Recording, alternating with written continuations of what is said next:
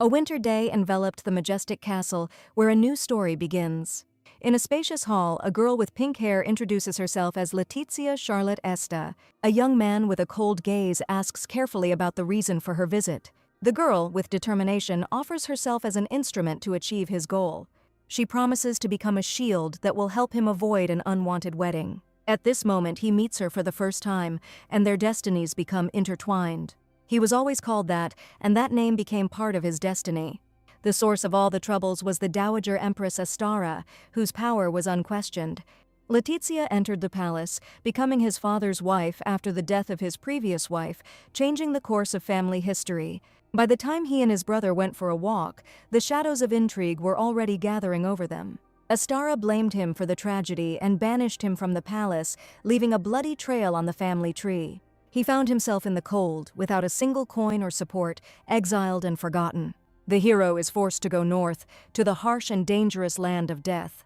Having lost everyone who was dear to him, he was left alone with the endless silence. Years pass, and only she remains by his side. The silence becomes almost unbearable, as if it were pressing on the chest. One day, everything changes. A week earlier, at a lavish banquet in honor of the victory, something important happens. In the luxurious hall of the palace, he recalls trying to understand why he was prevented from entering. In a luxurious hall, a woman in a red dress with a cold smile is surprised by the attempt to announce her wedding without her consent. She admits that it hurts her to hear such words, standing opposite the man in the white uniform. The woman explains that she wanted to reward his services in the war by arranging an alliance with the young lady. The man abruptly stops her, accusing her of wanting to spy on him through Lady Ruzebek. He cancels the marriage proposal, and the woman smirks and questions his right to do as he pleases. The man confidently declares that he has already promised to marry another, causing indignation and anger in the woman. The man leaves the room with a firm step, forbidding anyone to ever use the word mother in his presence. There is not a drop of recognition in his soul, because he never considered her his mother. In the corridors of the palace, a servant anxiously asks if his master really has a bride, but he replies that it is a lie. The servant understands that such a lie will sooner or later be revealed, and finding a bride right away will not be easy. The prince, with a bitter smile, wonders who would want to marry the damned prince. It is at this moment that Letitia appears before him, as if fate were answering his doubts, and the question of the price she wants to receive for her consent to be used is heard in the majestic hall.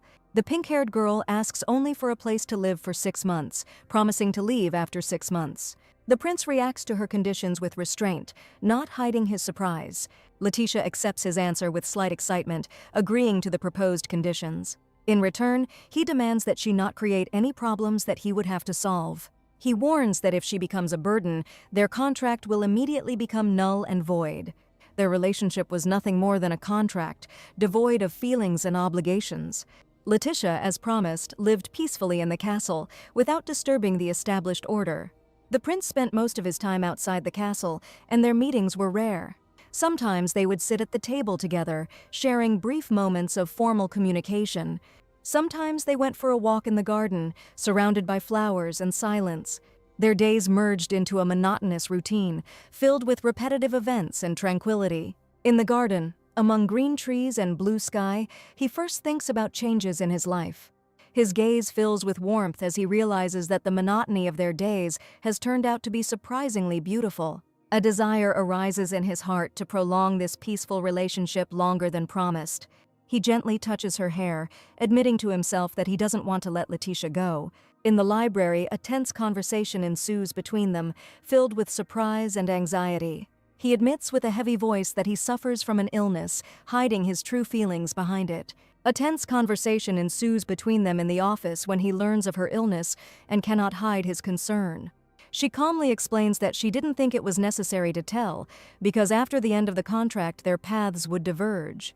Letizia sadly recalls that he himself asked her not to cause trouble. The prince is desperately looking for a way to save her, not knowing how to cope with this test. At this moment, a servant bursts into the room, interrupting their conversation with important news. The prince is informed of the immediate imperial order to set out on campaign, and a look of alarm appears on his face. He hugs her tightly, promising to return as soon as possible. Before parting, he hopefully asks her to wait for his return. On a rainy night, she stays at the estate, fulfilling his request and waiting. Soon all that remained was a handful of ashes in a small urn. Holding the cold urn in his hands, he realizes that there is not a drop of warmth left in it. Remembering her, he realizes that he has become at least a little happier thanks to her. In the pouring rain, he walks alone towards the high tower, lost in his thoughts. His face and hair are wet from the rain, and in his soul he hears only Letitia's name. The guy thought about what it would be like if he could see her again. Suddenly he is called and looks up in surprise. His companions ask him with alarm what happened to him, noticing his confusion. He doesn't understand where he is or why his warriors are nearby, as if waking up from a long sleep. His companion reminds him of the upcoming victory banquet, and anxiety appears in the hero's eyes. He asks for details with surprise, and his interlocutor informs him that the Dowager Empress is going to announce his wedding at this celebration. The hero is shocked because the victory banquet has long since passed, and this does not fit into his memory. A strange smoke appears on his palm, causing him confusion and anxiety. A warning sounds in my head not to tell anyone about going back in time. He notices a wound on his hand with mysterious letters, not understanding their meaning. The guy is stunned to realize that he has actually returned to the past, and a storm of emotions rises in his soul.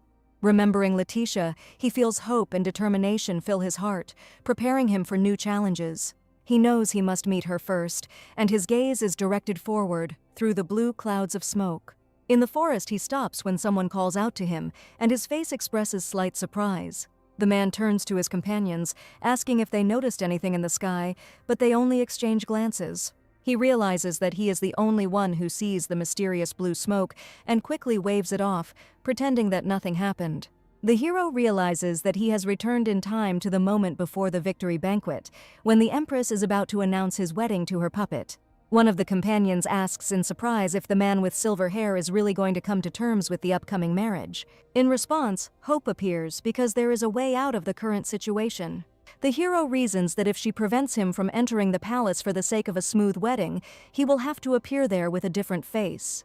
His companion remembers the potion that allows him to change shape in emergency situations and confirms that he has it with him.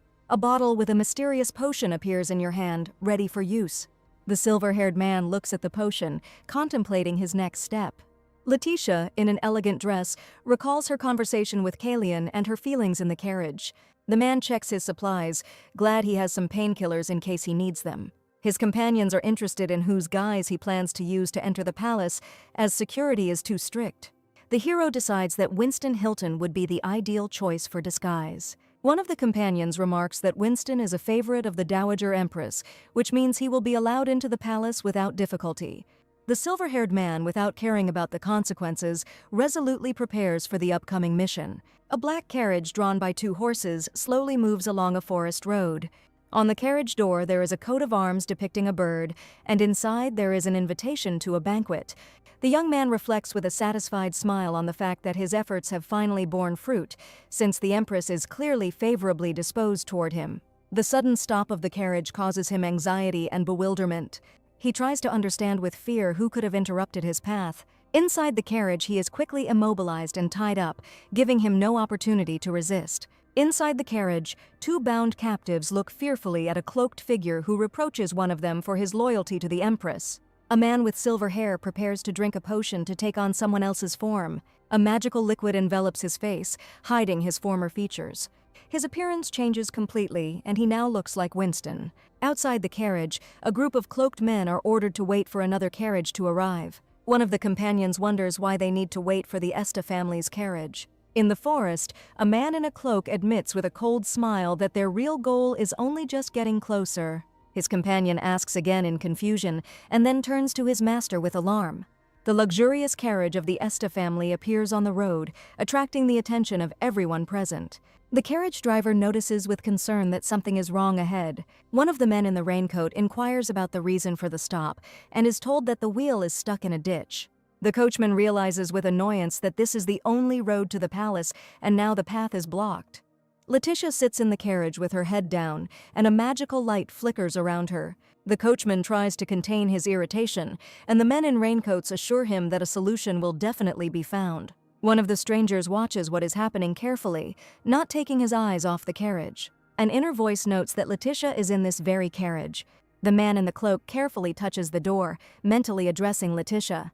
Letitia breathes heavily, feeling anxious, and understands that danger is already near. The young man in the cloak looks at the girl with concern, his heart beating faster with excitement. A girl in a light dress with trembling hands assures that she is fine, tightly clutching the bottle.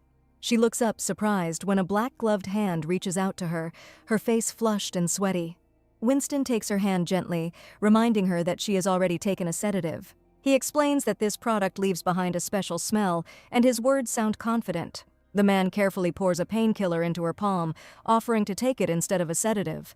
Winston shows the girl the painkiller, assuring her that there is nothing suspicious in it. Letitia looks at the man doubtfully, not daring to take the medicine right away.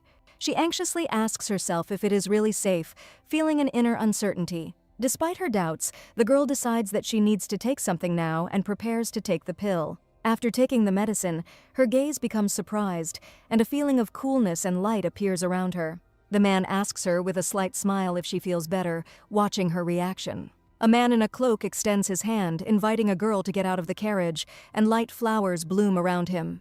He carefully supports her hand, helping her take the first step onto the ground. Letitia suddenly loses her balance and screams in fright. The man catches her in his arms, and they are surrounded by a magical aura filled with roses and light. Winston looks at her with concern, trying to make sure that she is not hurt. The girl, with surprise and slight embarrassment, notes to herself that she has never met this man before. In the soft light, a man in a dark cloak looks anxiously at a girl with pink hair, and she, feeling his care, wonders why he is so worried about her. Letitia feels uneasy, realizing that even her own family shows no interest in her. She recalls how, more than 10 years ago, she was adopted by Countess Esta. The Countess's hand extended to her was the first warmth she had ever felt. This warmth turned out to be the last in her life. After the adoption is finalized, the carriage takes her through the forest on the way back. Suddenly, the horses become frightened and the driver loses control, resulting in a disaster. In the pouring rain, people with umbrellas gathered around the black coffin, saying goodbye to the departed. A girl in a mourning dress stands to the side, her feet wet, while the others huddle together under umbrellas. She calls out for her father, realizing that she is the only survivor of the tragedy. The man with the cold gaze considers her a thorn in the family. The girl, surrounded by indifferent silhouettes, wonders if this was inevitable. In desperation, she knocks on the door, calling for her brother, hoping for a response. A girl with pink hair desperately knocks on the carriage door, overcome with fear and asking for help. She calls for her brother, but he only responds tiredly to her cries. Count Esta's eldest son, irritated, abruptly demands that the whining stop, losing his temper. The girl covers her ears with her hands and screams in fear, unable to contain her emotions. Isis Charlotte Esta, the eldest son of the Count, reproachfully asks why she cannot endure even a few minutes. He stands at the broken door of the carriage, indifferently noting that what happened was just an accident. The pink-haired girl, overcome with anxiety, understands that no words will bring her mother back. Her brother's cruel words make her feel unworthy of even the most basic necessities, and he wishes for her to experience the same pain as her mother. She remains alone in the dark carriage, immersed in the cold of loneliness. Memories are replaced by light, and someone addresses her with respect. Suddenly, a young man in a cloak appears in front of her, worriedly inquiring about her condition. Letitia, still shaking, insists she is fine as she stands next to the luxurious carriage. The pink-haired girl, looking down in embarrassment, admits that she has a hard time enduring carriage rides, while the man in the cloak attentively supports her. At the side of the road, two men discuss the impossibility of the carriage passing, and a girl watches them, waiting for a decision. She thinks anxiously that if she is late, she will incur Isis's wrath, and her face expresses concern. The man in the cloak suggests continuing the journey on horseback and riding together the rest of the way. His voice sounds confident and calm. The girl is worried that they might be seen together, and she feels slightly embarrassed. The man throws his cloak over her, and she looks at him with surprise and gratitude, feeling cared for. The young man looks confidently into Letitia's eyes, supporting her in a difficult moment. At night, guards stand at the illuminated gates of the palace, awaiting the arrival of guests. At the gate, a man helps a girl off her horse, and a guard asks to see an invitation. The guard is surprised to recognize the name on the invitation, realizing who is standing before him. After receiving confirmation, the guard greets the guests and allows them to enter. A man and a girl on a horse slowly ride into the palace, disappearing behind the golden gates. In a luxurious hall, the girl is surprised that her companion turns out to be the Marquis of Hilton, since they have never met before. The Marquis, with a slight smile, advises not to remember him in this form, and the girl, embarrassed, asks again. Suddenly, the girl starts to bleed from the nose and stands stunned. She presses her hand to her face in confusion, realizing that her nose is bleeding. The Marquis gently helps her, pressing a handkerchief to her nose and advising her not to tilt her head back. A slight sadness appears in his gaze. He remembers the past and calmly explains that you just need to press your nose until the bleeding stops. The pink-haired girl, embarrassed, thanks the young man for his kindness and wants to repay him for his help. The man asks if he can ask her for anything, and she agrees if it is within her power. His gaze becomes thoughtful, and he listens to her answer with interest. Letitia reacts to his words with surprise, not expecting such a thing. An elegant man with silver hair appears before her, whom she recognizes as the Archduke. She asks, confused, what he is doing here, and the Archduke calmly replies that he has his reasons. The man takes the girl by the hand and tells her that he has decided how she can repay him for his kindness. He asks her to become his wife with a slight smile, surrounding the confession with an atmosphere of solemnity. After the banquet, Letizia herself approaches him, and he is sure that she will not refuse if he proposes right now. Now all he has to do is keep her close and find a cure, although it won't be easy. The girl anxiously admits that she already has a fiancé. The man reacts to her confession with surprise and confusion, not expecting such an answer. Letizia, in an elegant dress, hands a handkerchief to a man, and a tense conversation about feelings and actions hangs between them. The pink-haired heroine freezes when she hears a familiar voice that evokes strong emotions in her. She appears at the door, admitting to herself her anger at having to meet in secret. In a dark room, a woman reproachfully asks a man named Patrick about his intentions to marry. Patrick denies the possibility of marriage with a cold smile. He disdainfully says that the adopted commoner is unworthy of him, and introduces himself as the second son of the ducal house of Godwin. The man, with a cold expression on his face, assures that he intends to use the girl only for a short time and then get rid of her. The pink-haired girl looks at the man with concern, wondering about his true intentions. The man with an icy gaze clarifies whether it is really her fiancé in front of him. He walks resolutely down the corridor, filled with anger and determination. The girl stops the man, grabbing his arm tightly. Letitia looks him in the eye and firmly declares that she will sort out the situation herself. A man takes a woman into the night hall, and she anxiously asks how he plans to get rid of another woman. He reminds his companion that their family is involved in the spice trade, hinting at his methods. A man with a mysterious smile talks about a recently discovered interesting spice. This plant is called tetrad and can bring a person to half-death without leaving a single trace. He coldly declares that if necessary, he will simply use the girl. The man disappears behind the curtain with the woman, assuring her that she has nothing to worry about if she is there. A man with a mysterious smile and a cloak warns Patrick to be careful. Tension is in the air. The blonde in the lace dress turns to Letitia, who suddenly appears next to her in amazement and alarm. A man with a glass in his hands awkwardly tries to explain himself to a girl with pink hair against the backdrop of the night sky. A look of shock appears on the man's face as liquid runs down it, and a trail of blood appears above his head. Letizia, with restraint and determination, proposes to break off the engagement, holding an overturned glass in her hand. The man, shocked and barely containing his emotions, realizes what has just happened. Letizia stands calmly on the balcony under the night sky, holding a glass. She explains to the man that a political marriage would give him their shipping business. The man with the wounded face realizes that all his efforts were in vain. The girl reports that she will soon submit a petition for divorce. The man grabs her hand abruptly, insisting that she listen to his answer. He looks her in the eyes and categorically states that there can be no talk of termination. A man looms over a girl on a balcony, confidently declaring that his refusal decides everything and urging her not to make a scene. He smirks and suggests that she pretend that there was no breakup or his secret intrigues, and he himself confirms both options. The girl looks at the sky with sadness, realizing that he really doesn't understand anything. The man squeezes her hand, his face and gestures full of tension and determination. The girl, holding a piece of jewelry with a green stone in her hand, understands that everything is going according to her plan, and the game is just beginning. A memory comes to her mind of someone showing her the same precious object and asking about its meaning. Letitia is surprised, and the man, burying his face in his hands, explains that the brooch is enchanted with recording magic for a huge amount of money. The man holds the brooch with a satisfied smile and thinks that with its help he can find his brother's weak spot and become a duke. The girl on the balcony looks thoughtfully at the brooch and wonders what will happen if the duke hears the recorded conversation.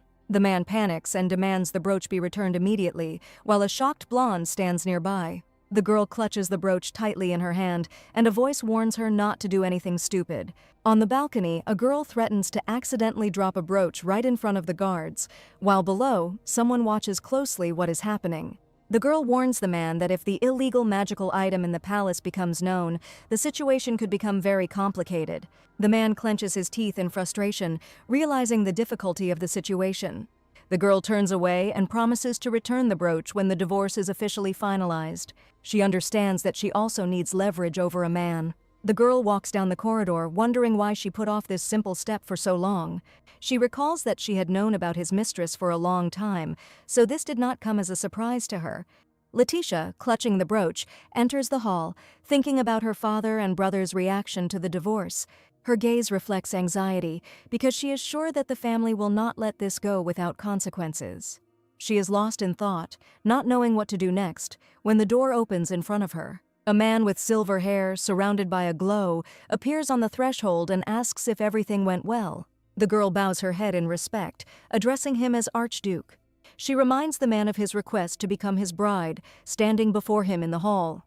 Letitia, surrounded by radiance and flowers, looks at the silver-haired man with excitement, wondering about the meaning of his request to become his bride.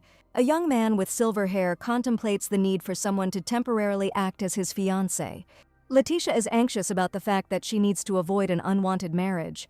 She wonders if the Archduke's life was anything like her own, standing before him in the luxurious hall. A glimmer of hope appears in her eyes if she becomes the Archduke's bride. Even her family will not be able to object to breaking off the engagement. She thinks that if she can gain freedom in this way, she is ready to take this step, and their hands join in a symbolic gesture. The girl confesses that she just broke off her engagement while standing face to face with the Archduke. Letitia, having gathered her courage, decides to accept the unexpected offer. The silver-haired man looks at her with relief and gratitude. He takes her hand and leads her along, announcing that the right moment has come. Their footsteps echo across the marble floor as they move forward together. The couple appears in the hall, where they are greeted by light and the attention of those around them. At this time, the guests highly appreciate the Archduke's merits in the recent victory, discussing his role at the reception. A young man with a serious face apologizes to the royal person, sensing the tension of the moment. From the balcony, the couple attracts the attention of guests, and the situation seems difficult for those present. A silver-haired man confidently declares his promise to marry the girl next to him. In the luxurious hall, the explanation is heard that the absence was due to the assumption that the guest would not appear at the banquet. In a cozy living room, the Duke, his bride, and their companion are engaged in a casual conversation, discussing the significance of the event. Letitia watches closely what is happening, reflecting on the new changes in her life. A piece of peach cake appears on the table in front of the girl, which immediately attracts her attention. She is alarmed to realize that she cannot try this dessert because of her allergy. The interlocutor asks with interest whether the marriage with Lady Este will really take place. The man confirms his intentions while carefully putting the cake aside. Instead of peach pie, he offers her another dessert, asking her to cancel her previous promise to marry another. The girl is surprised by his attention, amazed that he took care of her even in such a small thing. The woman reluctantly agrees to fulfill the request, acknowledging the length of time the promise was made. The cup trembles in her hand, and the internal tension becomes almost palpable. She indignantly accuses the Archduke of disrespecting the imperial decree. The man addresses those present, claiming that the Archduke's actions are merely a ruse. He asks if her anger is caused by the fact that the lady she has chosen will not become an archduchess. The woman, with a fake smile, replies that she doesn't understand what they're talking about. The man, with cold determination, reminds her that it is impossible to feign ignorance forever, and bows before his interlocutor. His gaze turns icy as he demands that no further conversation be held, addressing the Empress Dowager. The woman reacts to his words with anger, not hiding her indignation. The man quietly asks not to be disturbed anymore, stating that he does not intend to return to the capital. The Empress, unable to contain her emotions, reproachfully said that she had brought him to the capital in vain. She leaves the room quickly, declaring that she cannot stay there a minute longer, and the others watch her go. A man and a woman are about to leave the room, holding hands, their faces full of determination and slight anxiety. The interlocutor, with weariness and relief, wishes them a safe journey, placing his hand to his forehead. In a spacious hall, two men stand opposite each other, and one of them listens to the other with respect. The silver-haired man apologizes softly, his gaze becoming serious and thoughtful. The second man sadly admits that he cannot influence his mother's attitude, feeling his own powerlessness. The man in the black suit leaves, assuring that there is no need to worry, and finally leaves the room. In a luxurious hall, a dark-haired man says goodbye, hoping for a new meeting, while his interlocutor listens to these words with a cold expression on his face. The silver-haired man leaves, firmly declaring that such a meeting will not happen again. The man remaining in the hall looks after them, stunned and confused after the farewell. The silver-haired man quickly leaves the palace, mentally rushing to return to Letitia, realizing that he has wasted too much time. The news of the broken engagement suddenly catches up with him, causing him shock and indignation. At that moment, the pink-haired girl falls to the floor, barely containing her pain and emotions. The young man grabs the pink-haired girl by the shoulders, demanding to know if the rumors about her broken engagement with Patrick are true, and she restrainedly confirms this and asks to let her go. He angrily accuses her of recklessness, reminding her of their family's dealings with the Godwins and shifting responsibility for possible consequences onto her. The girl, sitting on the floor, feels the heaviness of what is happening and internal fatigue. Her head is buzzing from tension. Someone quickly climbs the stairs, mentally persuading the girl to call the broken engagement a mistake and to change her mind. A man with silver hair appears with a cold gaze and calmly asks to let go of his bride's hand. The young man, amazed and afraid, recognizes the Duke, his face distorted with surprise. Someone's hand suddenly grabs his wrist, the tension growing. The Duke, with a cold gaze, demands to be released, not hiding his superiority. The young man writhes in pain, his hand slipping from the grip. He, holding back his resentment, asks not to interfere in family affairs, considering the Duke's behavior excessive. The Duke, with icy calm, reminds them that he knows better than anyone about their family's situation. The young man indignantly accuses his interlocutor of ignorance about the betrayal of the girl's fiancé. Letitia looks at him in surprise, not understanding what he is talking about. In her thoughts, she reproaches herself for not being allowed to speak out, but out loud she assures that breaking off the engagement will not affect matters. The man abruptly grabs the girl by the hand, not hiding his irritation. He screams about how pathetic their family looked in this situation. The girl looks at what is happening with confusion and sadness, without resisting. Letitia, with pink hair, falls down, her name sounding in an anxious cry. Someone's hand manages to grab her wrist at the last moment. The Duke catches Letitia, preventing her from hitting the floor. The girl opens her eyes with difficulty, feeling pain and weakness. In the darkness, worried questions are heard, and Letitia loses her clear perception of what is happening. The Duke, bending over her, tries to understand how seriously she is injured. In the semi-darkness, the girl notices that the corridor has suddenly become dark. The Duke is surprised to find that the light has not gone out and wonders why everything seems different then. The girl panics and realizes that she can't see anything and is overcome with fear. The young man hurries down the stairs to make sure the Duke and Letizia are okay. He asks in bewilderment if she really fell because of a slight jerk. Letitia pulls away abruptly, not allowing herself to be touched. The man is angry and indignant that the girl dared to hit him, and she looks at him with a cold smile. The girl's hand drops sharply onto the table, and she begins to talk about a rare spice called tetra. The man clarifies that we are talking about a poison that can kill even in small doses, and asks with bewilderment what this means. His face is distorted with indignation. He considers what is happening madness, and does not understand how someone could underestimate their family.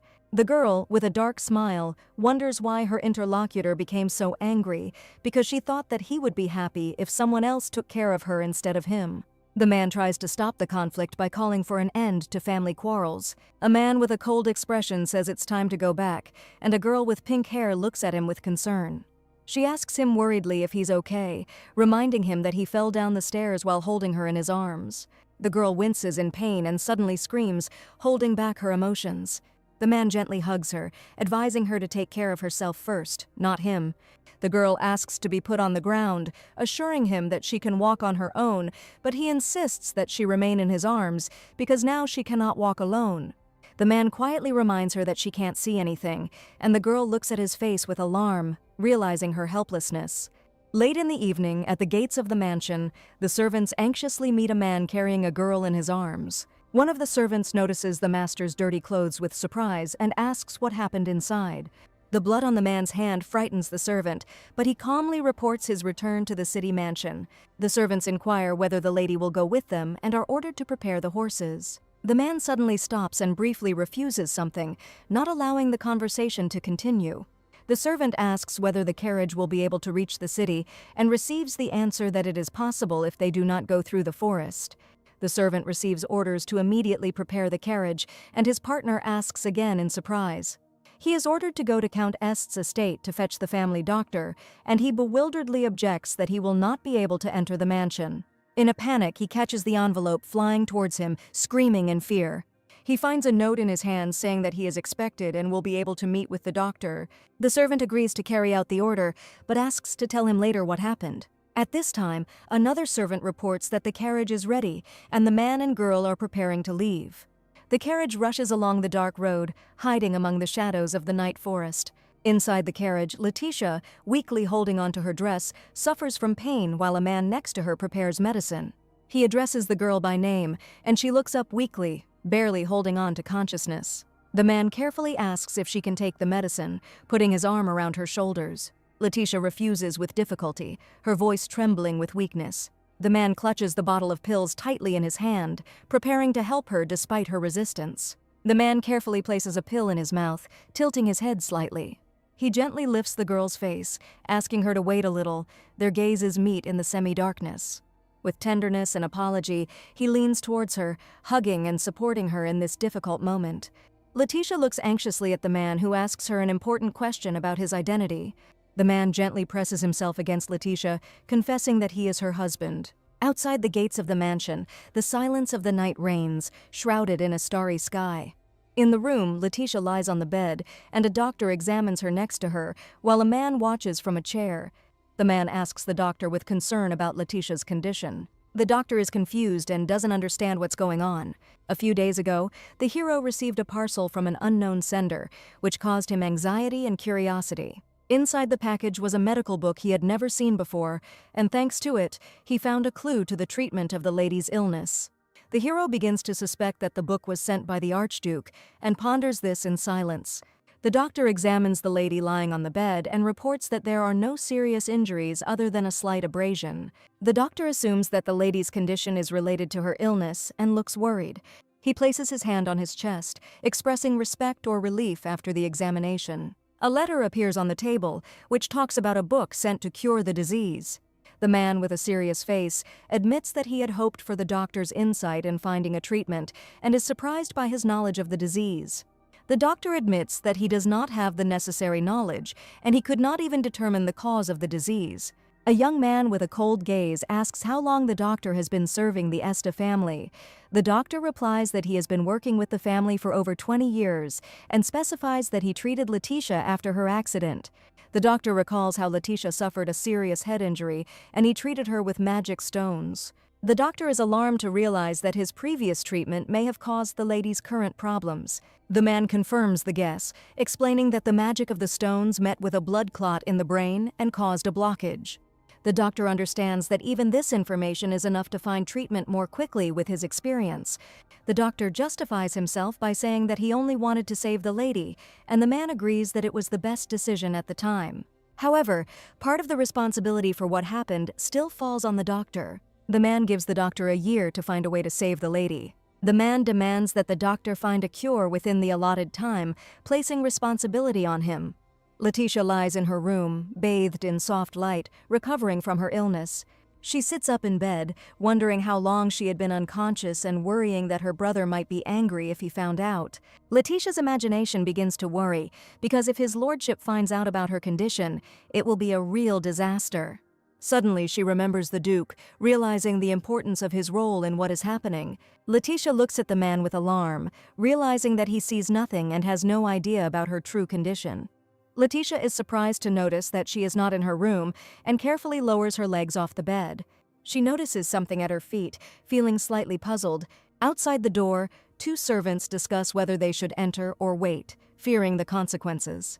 One of the maids decides to knock, finding it strange that Letitia has been sleeping for so long, and at that moment the girl appears in front of them.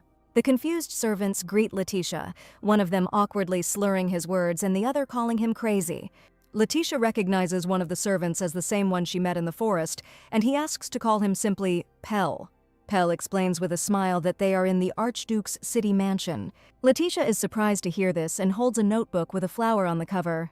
Pell notices the notebook and asks why the young lady has it, and Letitia replies that she found it under the bed. Pell asks for the notebook to be returned so that he can give it to his master. Letitia declines with a smile, deciding to return the notebook in person. She clutches the notebook tightly to her chest, thinking that she needs to say something and that it would be better to meet in person. Letitia and the servants leave the room to go to the training yard, where, according to them, the person she needs is now located. A man with silver hair stands among blooming flowers, suddenly noticing the approach of guests. Letitia appears in the courtyard accompanied by a servant, her face lighting up with a slight smile. The man asks in surprise about the reason for her visit and inquires about her well-being, and Letitia sincerely expresses her gratitude. She admits that she wants to tell him something important. Letitia notices with alarm that his arm is bandaged and asks worriedly about the cause of the injury. Letitia asks worriedly if the man got hurt because of her, and he assures her that he is fine. The girl looks at his bandaged arm with anxiety and relief, worrying about his health. The servant notes with displeasure that he himself feels ill and will not be able to reach the room. The man takes Letitia's hand to support her. He looks at Letitia with surprise and concern when she asks him to help her walk, holding her hand. In a luxurious room, a man with silver hair leans on a table and turns his attention to a confused girl with long pink hair, inviting her to sit down.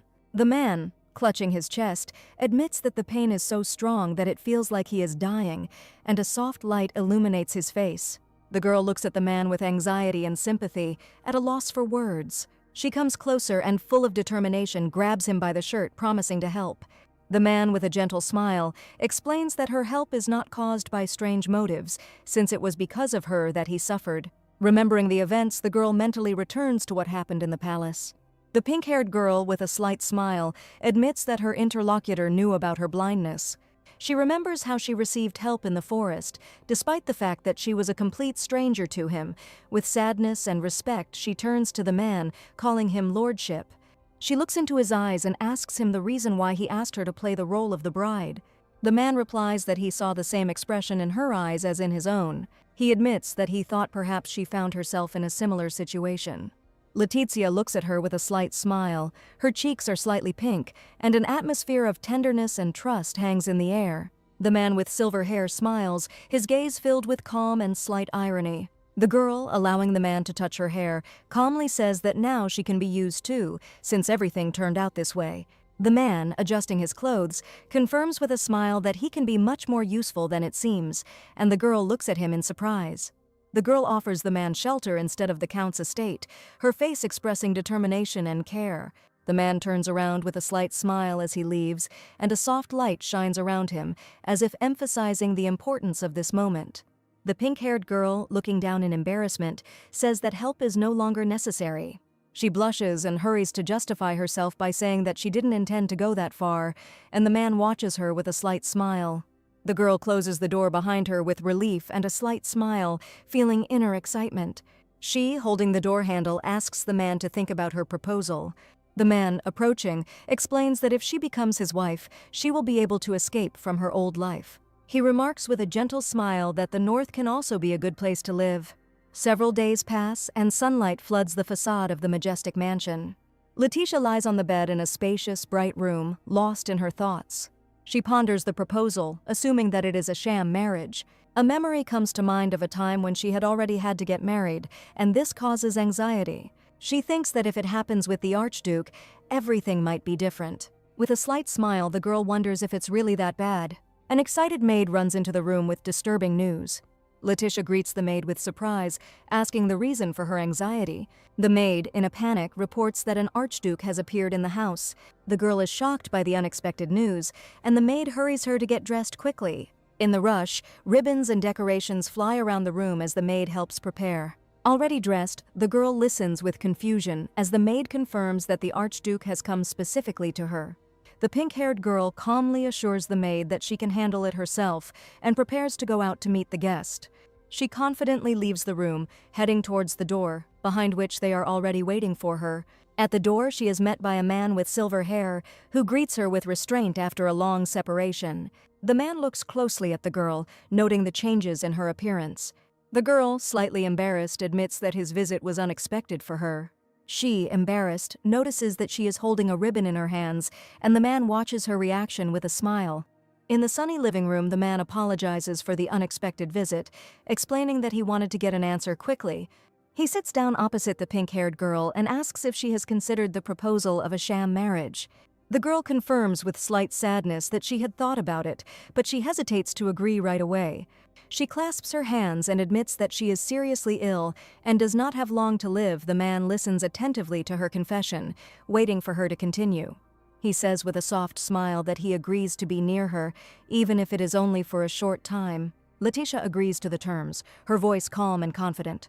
She asks that their agreement be made official and put on paper. The girl clarifies that the contract should be automatically terminated after a year, and the man agrees with interest. The man, following her initiative, begins to fill out paperwork, thinking about her demands.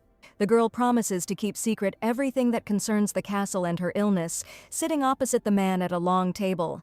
In the warm light of the fireplace, she asks if he would like anything else, and the man reflects on his true desires. Letitia gently asks not to call her interlocutor by his title, her gaze becoming warmer.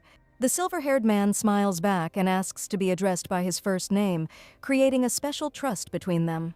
Letitia sits awkwardly across from a silver-haired man who insists on a condition for signing a contract. She, surrounded by flowers and light, tries to pronounce his name with excitement. The man looks at her with a slight smile when she finally calls him Callion. He contentedly allows himself to be addressed by name, and the pen begins to write a signature on the contract. After signing the contract, the man suggests going north. On the porch of the mansion, next to the carriage, he is surprised that the girl has packed so few things for the trip. Letitia confidently says that she took everything she needed with her, although her luggage looks modest. The man notices that her clothes are too modest, and she becomes a little embarrassed.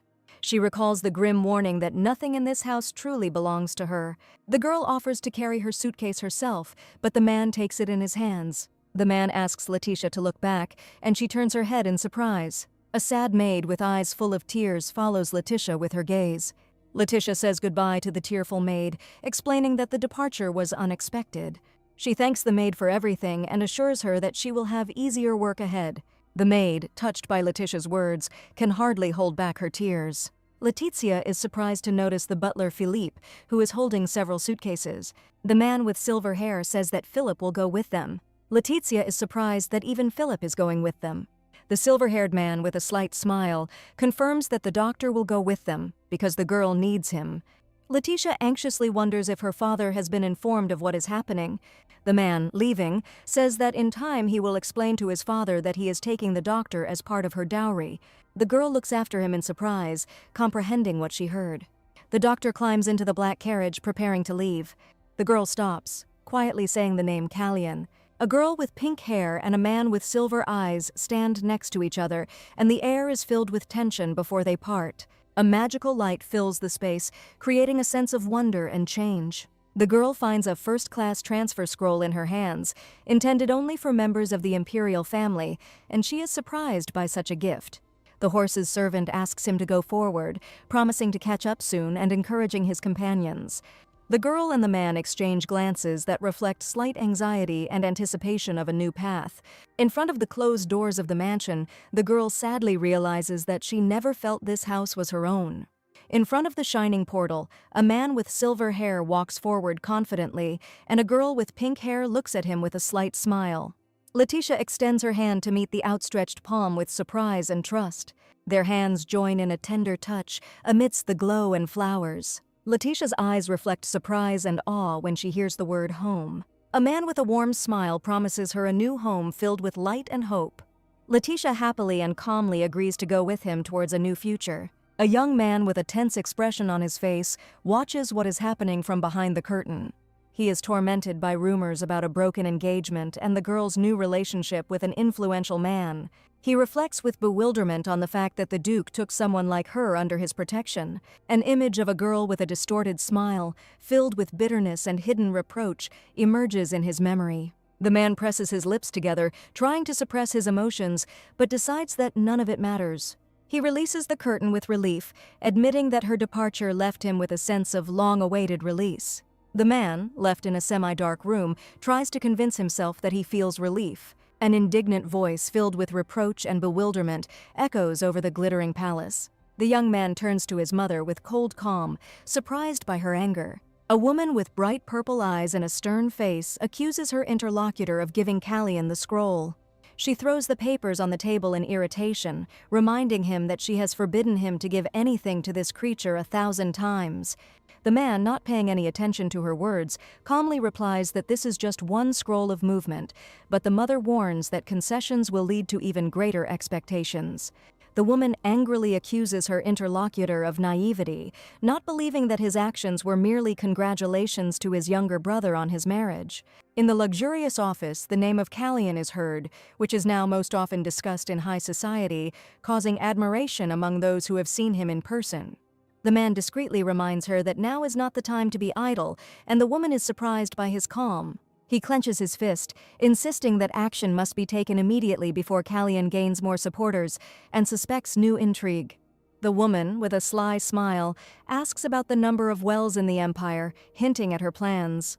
Her eyes reflect a cold determination, for nothing spreads fear faster than water, and the man in military uniform asks a question with surprise and alarm, not understanding the reason for his interlocutor's interest. Istara, with a mysterious and insidious smile, enjoys the situation, her gaze full of hidden intentions. Istara confidently takes the initiative into her own hands, making it clear that she will deal with what is happening herself, and the man reacts with excitement. Istara approaches the man, her hand gently touching his face. The atmosphere becomes tense and ominous. Her fingers glide softly over his chin, creating a sense of control and power. Istara pulls her hand away, leaving behind a feeling of cold touch and internal tension. In a golden glow, the girl slowly opens her eyes, as if waking up from a long sleep. Her gaze becomes clearer, and the soft light of a winter morning spreads around her. She steps outside, her pink hair shimmering against the snowy landscape. A young man carefully covers the girl with a cloak, their gazes meeting against the backdrop of a winter forest. Letitia smiles, her eyes shine with joy. She enjoys the beauty of the world around her. Callian looks at her with relief and warmth, glad that she feels good in this place. Letitia walks through the snow, amazed at how much white there is around her, and a man watches her. Her heels leave neat marks on the snowy path, the snow crunching quietly under her feet. Callian looks at the girls with slight thoughtfulness, and she smiles, enjoying the moment. Guards stand at the castle gates, watching the action against the backdrop of a winter landscape. One of the guards looks at the approaching couple in surprise, not expecting to see such a picture. Callian carefully picks up Letitia and carries her across the bridge, surrounded by snow-covered trees. The guards are surprised to notice his lordship's return, but something unusual catches their attention. Callian carries Letitia in his arms, and she shyly asks to be put down, noticing the looks of those around her. Callian points out that if she goes barefoot, she risks getting frostbite, and insists on being called by his name. Letitia assures him that her feet won't freeze, but he doubts it and continues to care for her. Callian reflects that those around him would rather think that he loves his wife immensely. Letitia is embarrassed and cannot contain her slight indignation, her cheeks flush. He confidently walks forward, and those around him watch him and the girl in his arms with surprise and embarrassment. Letitia, embarrassed by the attention, muses that she could use a magic scroll to quickly travel to the castle. Callian explains that magic is limited within the castle walls, and the girl listens to his words in surprise.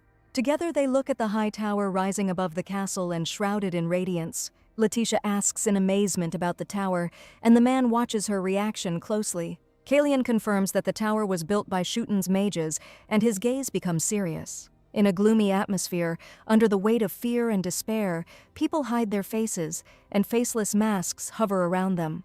The tower rises in the night, its dial glowing with a mysterious blue light, emphasizing the magical nature of this place. She realizes that the tower's magic makes it impossible to use the scrolls, and recalls how magic becomes distorted near powerful artifacts. Kalian notes that the girl is well versed in magic as he carries her along a snowy road among old buildings. Together they look at the majestic tower covered with green vines, and the girl modestly confirms her knowledge. The clock tower stands out against the sky, its gold and black patterns emphasizing the importance of this magical structure. Against the backdrop of a tower clock, a promise to build a library for her is heard, and magical smoke swirls around the dial. The clock hands begin to move slowly, shrouded in a blue magical mist, as if time were awakening from a spell. In the rays of the sun, the majestic castle rises above the surrounding area, promising comfort and safety. Letizia, accompanied by her maid, enters the luxurious room, amazed by its beauty and grace. She looks around the interior with admiration, mentally noting how beautiful the room is. The girl smiles, thinking that even if she loses her sight, she will be able to easily move around this place. Letitia walks across the room, and the maid, visibly nervous, follows her. The maid stops and looks around anxiously, not knowing what to do next. Letitia reflects on the fact that those around her do not like her, but she has already become accustomed to this atmosphere. The maid, having gathered her courage, politely refuses further help and asks permission to leave. The maid takes one last look with slight trepidation before leaving the room. Letitia and the maid emerge from the luxurious hall, and the massive doors close behind them. Letitia, left alone in the spacious room, yawns, feeling slightly tired after a long day. The girl notices a luxurious bathroom, bathed in soft sunlight, and is amazed at its grandeur. She looks around the new space with interest, her gaze reflecting slight confusion. A large mirror surrounded by delicate flowers appears in the room, filling the atmosphere with comfort and tranquility. Letitia immerses herself in the warm water, allowing herself to relax and enjoy the pleasant warmth. She remembers something important, her thoughts become more focused, and a slight blush appears on her face. Letitia enjoys a warm bath, listening to the silence behind the closed door, feeling safe and at peace. She closes her eyes, immersed in her thoughts, remembering something important and dear to her heart. The girl decides to accept what is happening as a given, allowing herself to relax a little and let go of her worries. Suddenly, Letitia becomes alert when she hears something unusual, and a question arises in her mind. She turns around sharply, realizing that a familiar voice was heard behind the door, and surprise turns to alarm. Words are heard from behind the door that confirm her guess, and the atmosphere in the room fills with tense anticipation.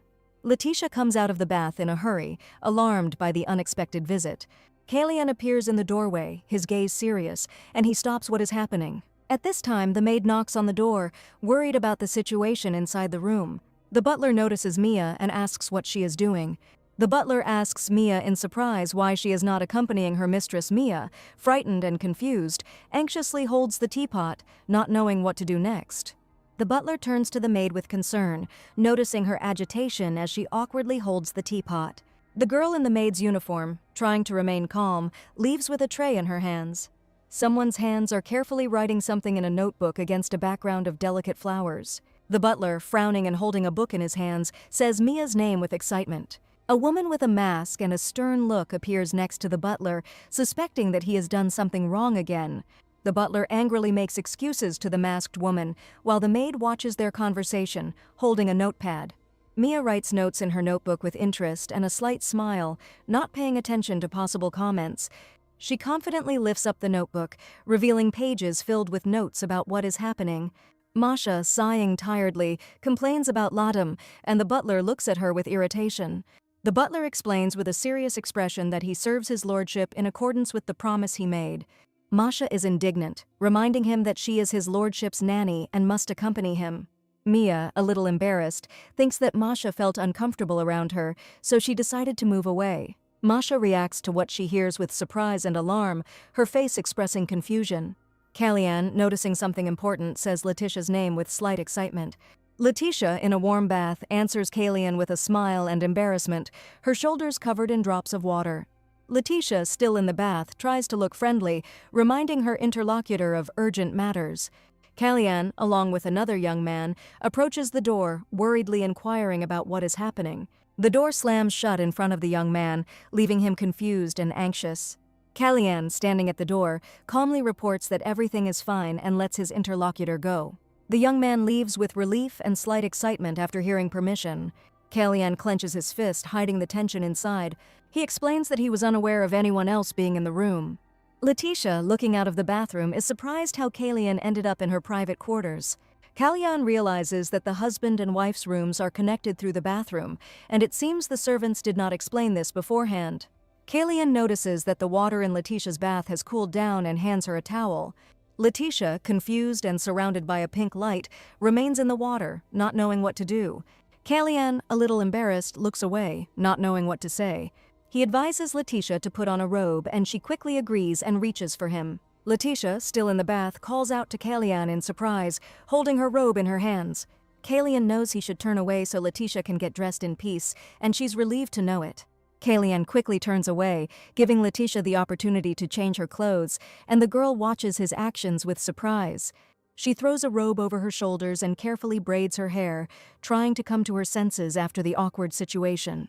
Letitia, already in her robe, announces with slight hesitation that she is going to return to her room. The guy, still standing with his back turned, wishes the girl a good rest without turning around. At this moment, Kalyan remembers Letitia sitting in the water. He is suddenly overcome with embarrassment and reacts sharply to his thoughts.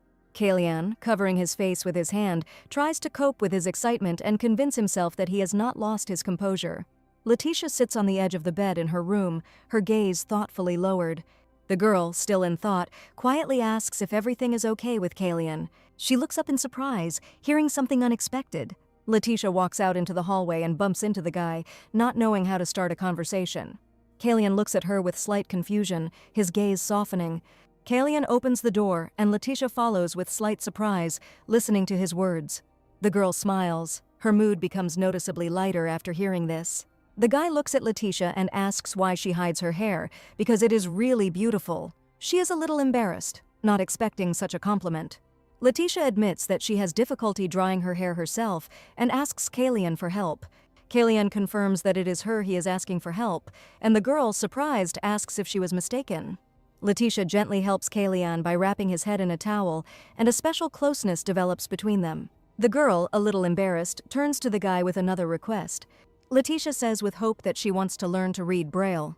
Kalyan, after some thought, agrees that it is indeed useful to learn this in advance. Men's footsteps sound down the corridor, heralding the continuation of the conversation. The guy confirms his consent, and another man appears nearby, watching what is happening. A young man with a scar on his face calmly informs that there is a librarian in the bookstore who knows Braille well. Kalyan asks his interlocutor if this librarian is a man, and they both think about it. The boy with the scar is surprised that the librarian has already changed and apologizes for his mistake. He asks again in bewilderment, not understanding what happened. Kalyan looks away, his gaze becoming thoughtful and a little distant. Outside the castle windows, winter silence reigns, snow-covered branches framing the majestic building. Letitia and Kalyan walk down a luxurious palace corridor, surrounded by knight's armor and the light of a chandelier. Letitia and Kalyan continue on their way, a slight awkwardness between them, but the atmosphere remains calm. Kalyan explains with a smile that their path is determined by the order of my lord, and Letitia clarifies the details with interest. Letitia, walking on the carpet, asks Kalyan about the future teacher who will teach her. Kalyan is a little embarrassed, but confirms that he saw the teacher. Letitia smiles with relief when she hears that the teacher won't be strict with her. Kalyan and the pink-haired girl stop in front of a massive door, behind which someone is already waiting for them. Letitia, despite the teacher's assurances of gentleness, is still nervous and hesitantly reaches for the door handle. She carefully opens the door, looking inside with a slight look of alarm on her face. The girl freezes in anticipation, warily peering at what is happening behind the door. Inside the room, Kalyan, holding a book in his hands, calmly greets Letitia, making it clear that there is no danger. Letitia sheepishly explains her surprise, and the white-haired boy watches her with slight bewilderment. Letitia takes a sip of water to calm herself down a bit. The pink-haired girl sits at the table, and Kalyan with white hair stands next to her, and she asks in surprise if the teacher has arrived yet. She notices with bewilderment that there is no one in the room except him. The boy with white hair turns to Letitia, his gaze becoming attentive. Letitia, in a funny and confused manner, suggests that perhaps he is her teacher. Kalyan is surprised by her assumption, not hiding his confusion. Letitia, sitting on a chair opposite Kalyan, shyly asks him to find another teacher for her, because he is too busy a man. The pink-haired girl is surprised that the training will proceed 1 word a day for a whole year. The white-haired guy calmly explains that due to his busy schedule, he won't be able to devote much time to her. Kalyan begins to stretch his arms, a little awkwardly, while Letitia watches him with bewilderment. She, holding a book in her hands, suggests that she just let him read something on her own. Kalyan declines with a slight smile, explaining that the book is too valuable to him to lend. Letitia reminds Kalyan with surprise that he just refused, and the white-haired boy sheepishly makes an excuse. The pink-haired girl, a little confused, agrees to his terms. She hands Kalyan an object, saying it is for him. The boy notices that it is Patrick's brooch and wonders why Letitia is giving it to him. Letitia explains that the brooch contains something important that might be useful to Kalyan. At this moment, 2 men enter the room. Their faces are illuminated by light, and the atmosphere becomes solemn. Kalyan listens attentively and asks Letitia to continue the story. The pink-haired girl explains that Peter manages all the affairs of the ducal family. A winter courtyard is visible outside the window, and the story continues about how Peter bought up many trading companies on the border with the north. Letitia holds the brooch in her hands, thinking that Patrick's weaknesses are written on it, and this could benefit the north. The white-haired guy wonders where she learned about trading companies and other details. Letitia calmly replies that she learned everything from the documents that the young duke looked through in her presence. Kalyan is surprised how the girl was able to so accurately remember details she had seen only a couple of times. Letitia looks modest and a little shy, her gaze filled with softness. The boy with white hair and Letitia stand opposite each other. A special atmosphere of trust hangs between them. The girl with pink hair admits in confusion that she almost never went out in public. Letitia looks at the brooch in her hand in surprise, realizing its significance. Her face is reflected on the surface of the brooch, and Kalyan notes that it was she who noticed what escaped his attention. Kalyan, with a slight smile, asks if swords can bargain with words. The girl honestly answers that she doesn't know how, and the guy notes her sincerity. The white-haired boy looks at Letitia with approval, holding a brooch in his hand. Letitia, pressing her hand to her chest, admits to herself her uncertainty. She looks at Kalyan with hope, and a warm and trusting moment arises between them. The pink-haired girl decides that she can cope if she helps Kalyan. Letitia and Kalyan stand side by side in a spacious hall, the girl tenderly holding the guy's arm, their figures filled with calm and trust. A boy with white hair leaned towards a girl. Together they studied an open book at a large table, the atmosphere filled with soft light. Letitia, slightly embarrassed, feels Kalyan's gaze, who is watching her closely, supporting her at this moment. The hands of a girl and a boy touch on the page of a book, creating a feeling of closeness and support. Letitia's eyes reflect determination and slight excitement. She is completely immersed in what is happening. Outside the hall windows, the soft sunset light floods the room, filling the space with warmth and silence. Letitia follows Kalyan down the hallway, wondering how attentive he is. The pink-haired girl stops, looking up thoughtfully. She looks out the window at the tower, bathed in sunset light, her hair shining in the rays of the sun. The clock on the tower suddenly starts ticking, which surprises Letitia. The girl remembers that the tower was previously broken and the hands did not move. The sound of bells ringing outside the window fills the room with a sense of change. Beyond the castle walls, the morning sky stretches out, the towers sparkling in the rays of light. Letitia stands in the room, slightly confused and thoughtful, her gaze full of expectation. A basket with a blanket and flowers appears at the richly decorated door, and everything around shines with a soft light. A girl with pink hair walks down the corridor, her steps echoing in the silence of the hall. She stops at the door and knocks hesitantly, hoping to be heard. Letitia carefully opens the door and sees Kalyan talking to another man. Davis reports to Kalyan about the completion of the task, and Letitia observes their conversation. The pink-haired girl looks at the scarred man in surprise when he addresses her. Kalyan watches Davis' actions closely as he moves closer. Letitia and Davis discuss why he was in front of her room, and the atmosphere becomes tense. The man with the scar clarifies the details, his gaze becoming serious. The girl gently replies that it's all just nonsense, mentioning wildflowers and sweets. Kalian holds Letitia's hand, his gaze full of worry, and the girl looks at the guy with concern. He explains that he is a little cold due to his wet hair and the delay, and his face expresses slight discomfort. Davis reacts with surprise to Kalian's words, remembering his strength and past exploits. The man with the scar rushes to offer help, intending to call a doctor immediately. Davis looks confused, not knowing what to do in this situation. Kalian objects irritably, not wanting to draw undue attention to his condition. Davis quickly leaves the room, his face showing slight confusion and fatigue. The scarred man pauses at the door, thinking about how he's been getting kicked out too often lately. He looks away thoughtfully, trying to figure out if he is exaggerating his feelings. Davis peers cautiously around the corner, noticing an older man and a masked maid in the hall. Masha and Mia stand next to each other, and a stern man expresses his displeasure at them both. Maids look tense. The atmosphere becomes even more tense when the man demands that only one person be responsible for the matter, and Masha and Mia exchange confused glances. Davis is surprised to realize that these were the people who left the baskets at Letitia's door. The room is filled with silence, soft light, and anticipation. Kalian notices Letitia and watches her actions with interest. A girl with pink hair wraps herself in a large blanket, hoping to get warm. The white-haired guy notes with a slight smile that she is always capable of surprising. Kalian takes the blanket from the girl, reminding her that she shouldn't carry heavy things herself. Letitia stands before Kalian, who confidently gives orders to the servants. The pink-haired girl looks away thoughtfully, her thoughts occupied with the castle.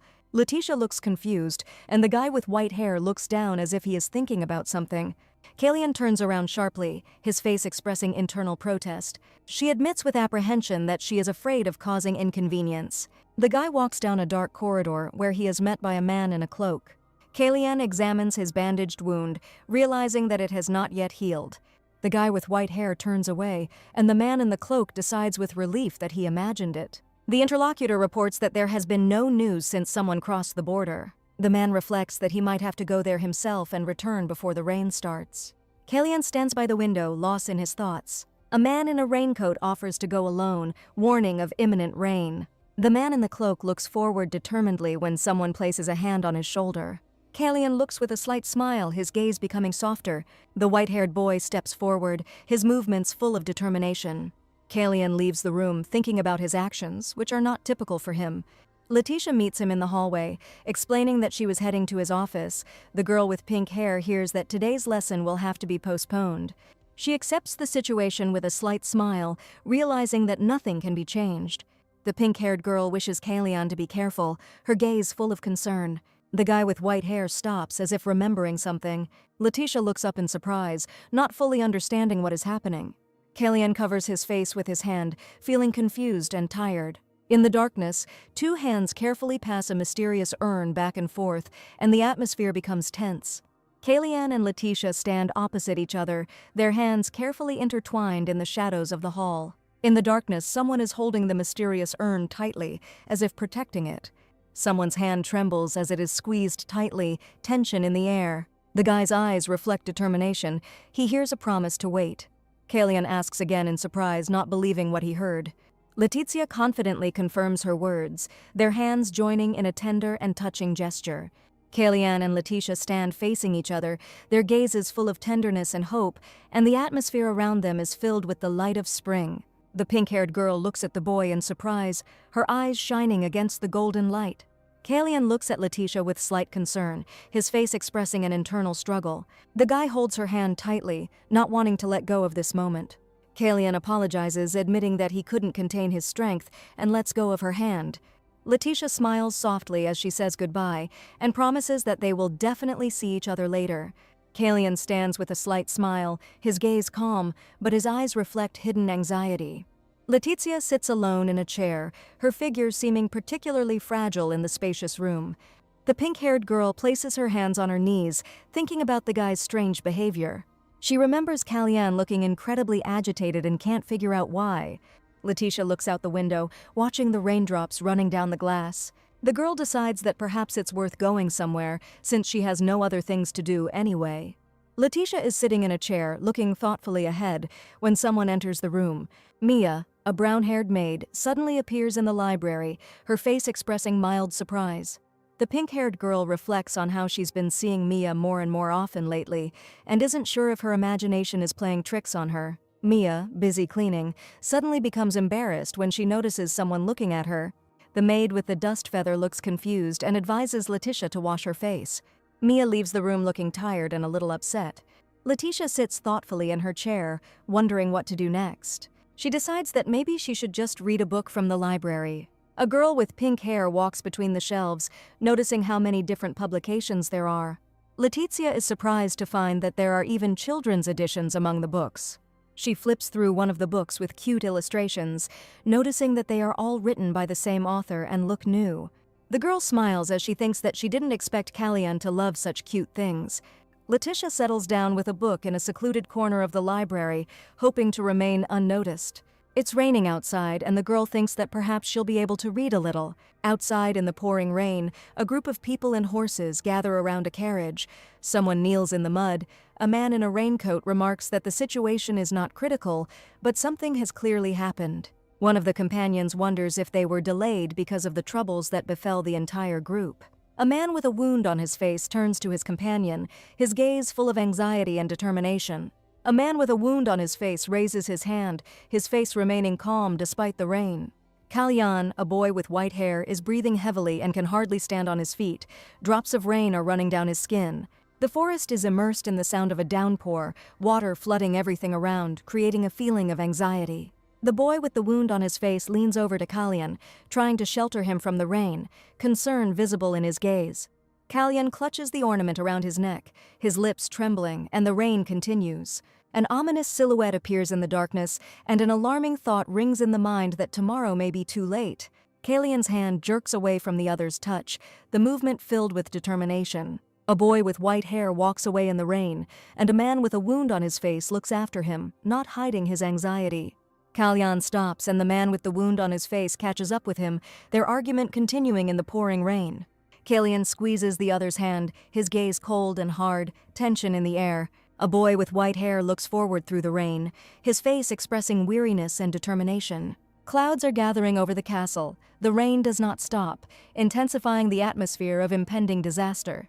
In the hall by the stairs, the butler and two maids are discussing the latest events. The atmosphere is tense. The butler looks confused, and one of the maids covers her face with her hand, not hiding her excitement. Mia, the brown-haired maid, suddenly remembers something important, and her gaze becomes serious. The butler is alarmed to realize that someone might have gone outside, and his face expresses concern. The man turns around, his gaze full of anxiety and anticipation, tension in the air. Kalyan returns to the house, soaked in the rain, and his appearance surprises those around him. In the hall of the palace, a servant and a maid look anxiously at the person who entered, and the question about Letitia sounds in the air.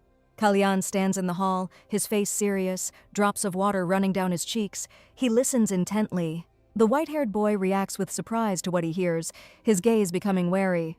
The butler grabs Kalyan's arm, trying to stop him, the tension between them growing. The sudden movement causes Kalyan's hand to hit the vase, causing it to fall. The vase shatters on the floor, the shards fly around the room, and a loud sound breaks the silence. Kalyan dodges, covering his head with his hand, his thoughts preoccupied with Letitia. The white-haired boy calls out to Letitia in desperation, his voice filled with worry. The pink-haired girl says Kalyana's name in surprise, her eyes full of excitement. Letitia appears in front of Kalyan. Her image seems to be illuminated by light, and the guy looks at her with relief. Kalyan breathes heavily, his face expressing fatigue and internal struggle. Letitia looks at Kalyan with concern, her voice shaking with worry for him. Letitia finds herself in Kalyan's arms. A soft atmosphere filled with light and petals surrounds them. The boy with white hair presses himself against the girl, his hand squeezing her shoulder. He seeks support in her.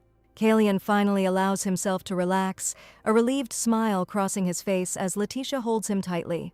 The pink-haired girl looks at Kalyan in surprise, not expecting such closeness, her eyes full of excitement.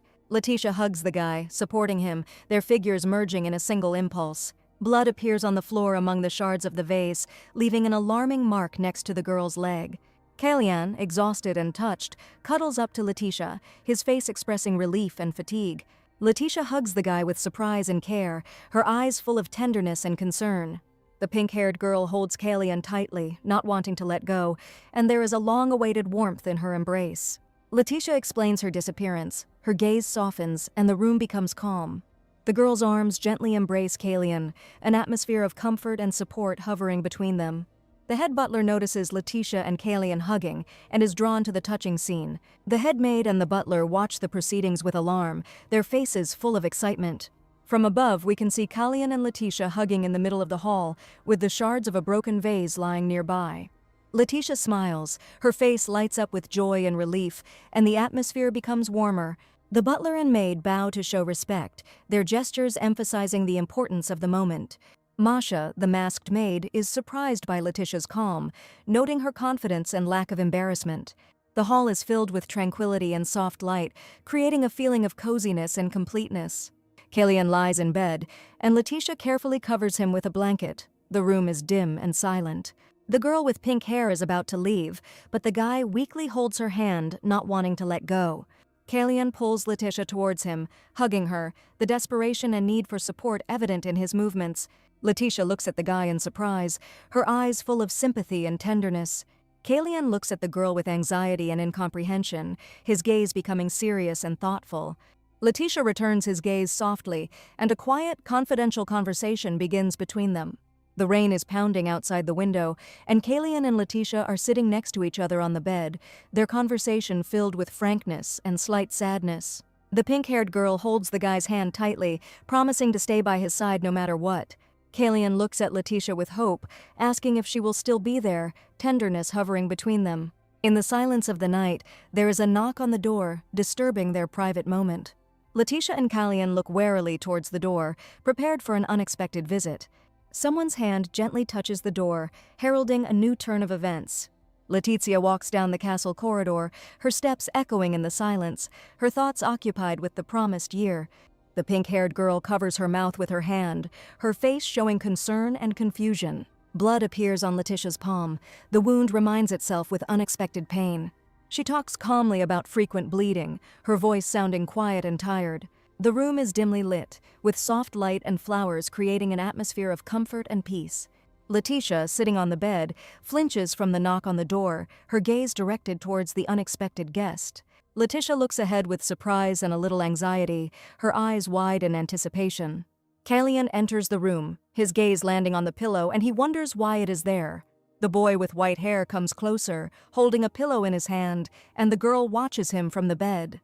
Kalian settles down on the sofa, expressing displeasure, and Letitia watches him with slight embarrassment. The guy lies down on his side, getting ready to sleep on the couch, and the girl with pink hair stands next to him, a little confused. Letitia looks at Kalian with surprise and thoughtfulness, her face illuminated by the soft light of the night. Medicine bottles are neatly arranged on the dressing table, reflecting concern for health. Kalian carefully treats the wound on his leg, leaving traces of blood on the bandage. The boy with white hair and Letitia sit next to each other, and there is a feeling of care and slight tension between them. Kalian smiles, and the pink-haired girl looks at him tenderly. The atmosphere becomes warmer. Letitia responds with a soft smile, her gaze filled with light and calm. Kalian turns away, thinking about the past, and the room becomes silent and slightly sad. Letitia looks at Kalian with a soft smile, her gaze full of understanding and sympathy. The girl shares her secret, talking about her fear of carriages and loss in childhood, her words filled with sincerity.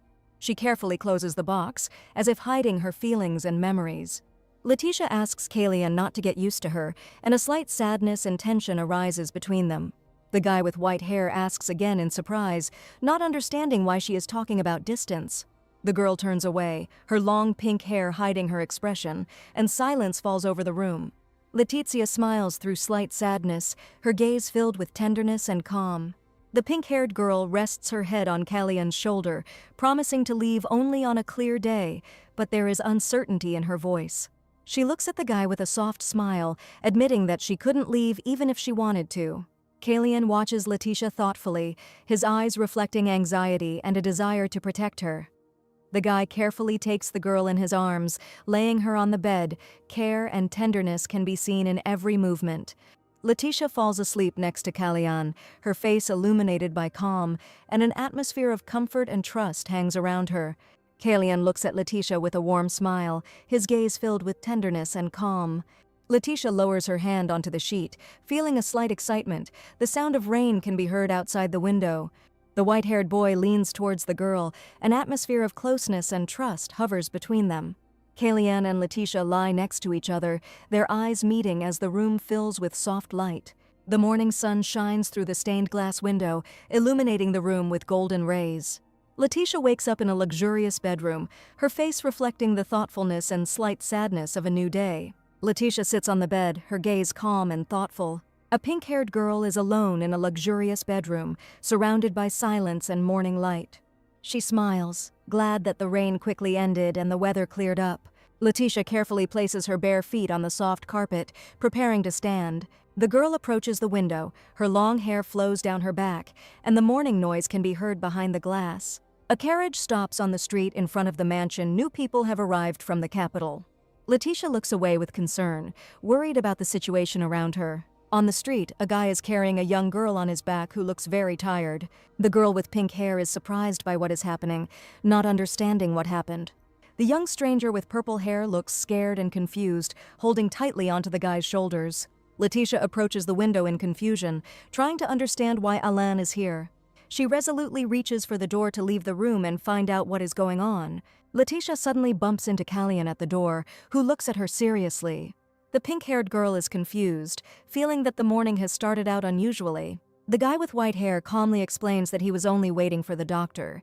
Letitia and Kalian stand together when a servant approaches them with a report. Two servants announce their arrival with excitement, looking tense. In a spacious hall, a girl and a boy are waiting for an explanation, while the servants stand in front of them, embarrassed. The character rushes into the room in panic, his face and posture revealing anxiety and fear.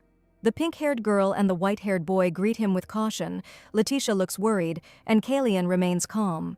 Kalian tiredly covers his face with his hand, not believing what he heard and feeling irritated. The servant, standing next to the master, hesitantly reports the new circumstances.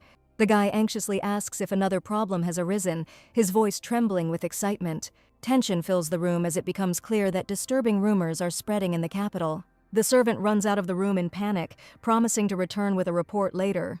Letitia and Kalian remain in the hall, watching the servant's hasty departure. The man with glasses is worried that if the young lady sees him like this, she will be very upset. The pink-haired girl looks at the girl who appeared in surprise, wondering what she is doing here. The man in glasses explains that this fearless girl snuck into the carriage. The purple-haired girl asks anxiously if the young lady is angry with her. Letitia advises to first focus on recovery and then return to the estate immediately. The pink-haired girl sadly admits that she has nowhere to go. The purple-haired child, looking upset, turns to Letitia. Letitia anxiously asks Kalian if she can let the child stay. The girl, still in tears, hears that she is being asked to go upstairs. Kalian, Letitia, and the man with glasses are watching the scene when someone appears in the doorway. Kalian and Letitia stand next to each other when they are approached with important news. The man in glasses looks at the Duke and Letizia with concern, waiting for their reaction. Soft sunlight penetrates the room, filling it with tranquility. Letitia and Kalian are sitting in the living room, listening to a story about the events in the capital. The guy reports that after their departure, an epidemic began, and everyone began to blame Kalian for it. The pink-haired girl is outraged, not understanding what connection Kalian could have with the outbreak. Kalian nervously taps his fingers on the armrest of his chair, thinking about the rumors surrounding him. The white-haired boy ironically suggests that people consider him the cause of the god's wrath because of his return to the capital. The servant is confused and wonders how Kalian knows about such conversations. Kalian makes it clear with cold confidence that all of this is already obvious. At night, he releases a dove with a letter, entrusting an important message to the feathered messenger. Kalian carefully reads the received letter, his gaze becoming serious and thoughtful. Kalian reads a letter that warns him to be careful around the Empress Dowager. The white-haired boy turns away thoughtfully, considering the information he received. He moves his leg nervously, wondering what to do next. Kalian and Letitia sit next to each other, both looking concerned about what is happening. The pink-haired girl is surprised that someone actually believes such ridiculous rumors. The guy explains that people tend to believe what they see with their own eyes, especially when it comes to illness. The man in glasses, a little nervously, asks permission to speak. Kalian looks at his interlocutor carefully, allowing him to speak. A hand carefully takes a small glass vessel out of the suitcase. The man explains that what is happening is not an epidemic. Kalian reports with cold determination that the water was tainted with poison. Letitia and the guy in uniform are shocked by the news that the water really is poisoned. A guy in uniform goes to the doctor in a panic, afraid that he drank poison and might now die. The doctor responds cautiously that this is only an assumption, and he cannot be completely sure. Kalian, sitting on the sofa, clarifies what the doctor's opinion is based on. The man in glasses explains that now is not the season for the spread of the epidemic. The map shows the locations where outbreaks of the disease have appeared, and all of them are associated with wells. Kalian doubts that their group could have also drunk contaminated water and become ill. Kalian wonders thoughtfully what kind of poison was mixed into the water in order to understand the nature of the threat. The doctor explains that the substance is likely colorless and odorless, so it is not yet possible to determine its exact composition. The guy with white hair demands to know what antidote should be used in such a situation. The man in glasses panics and admits that he doesn't know the answer to this question. The doctor, overcome with despair, bows before Kalian, begging for mercy or even death. The doctor, still shocked, sees no point in such a desperate request and cannot find a logical explanation for what is happening. He looks at Kalian with concern, asking about the symptoms and the danger to life. The guy with white hair is calm. He is sure that all the machinations are aimed only at his reputation. Letitia with pink hair looks at Kalian with concern, her eyes full of worry.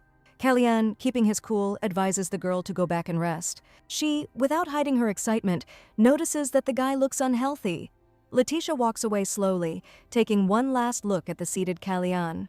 Kalian closes his eyes, lost in his thoughts. The guy thinks that if he leaves everything as is, the situation will calm down, but something else worries him. Letitia looks at him with concern and tenderness, her gaze filled with care. Kalian instinctively squeezes the object in his hand, surprised by the girl's expression. He suddenly wonders if she really was worried about him. The guy with white hair refuses to believe it, internally denying his suspicions. Letitia stands next to the doctor, her face illuminated by a soft light, her thoughts filled with restraint. A girl with pink hair walks down the corridor with a doctor and an attendant, their footsteps echoing on the carpet. Pell, smiling slightly embarrassedly, turns to Letitia, inquiring about the reason for her appeal. She pauses, wondering thoughtfully if Kalian always behaves like this. Pal clarifies what exactly Letitia means when she speaks of his lordship.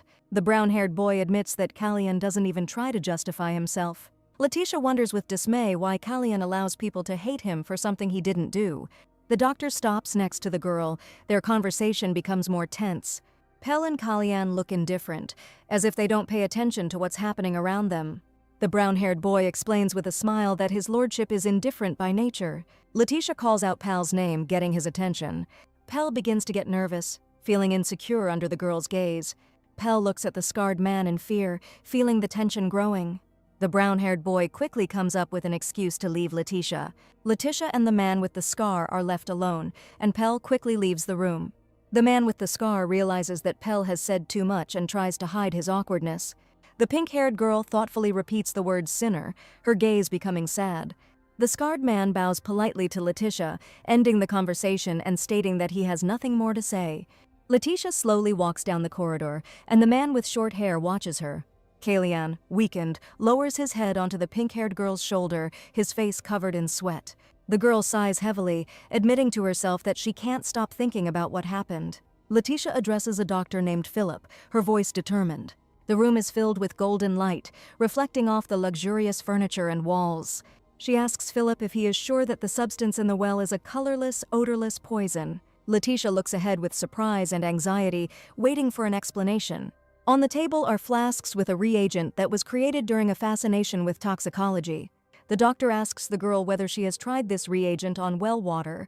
She listens attentively as Philip explains that the reagent should detect most poisons. A silhouette appears in the semi-darkness, its footsteps sounding dull on the floor, creating a tense atmosphere.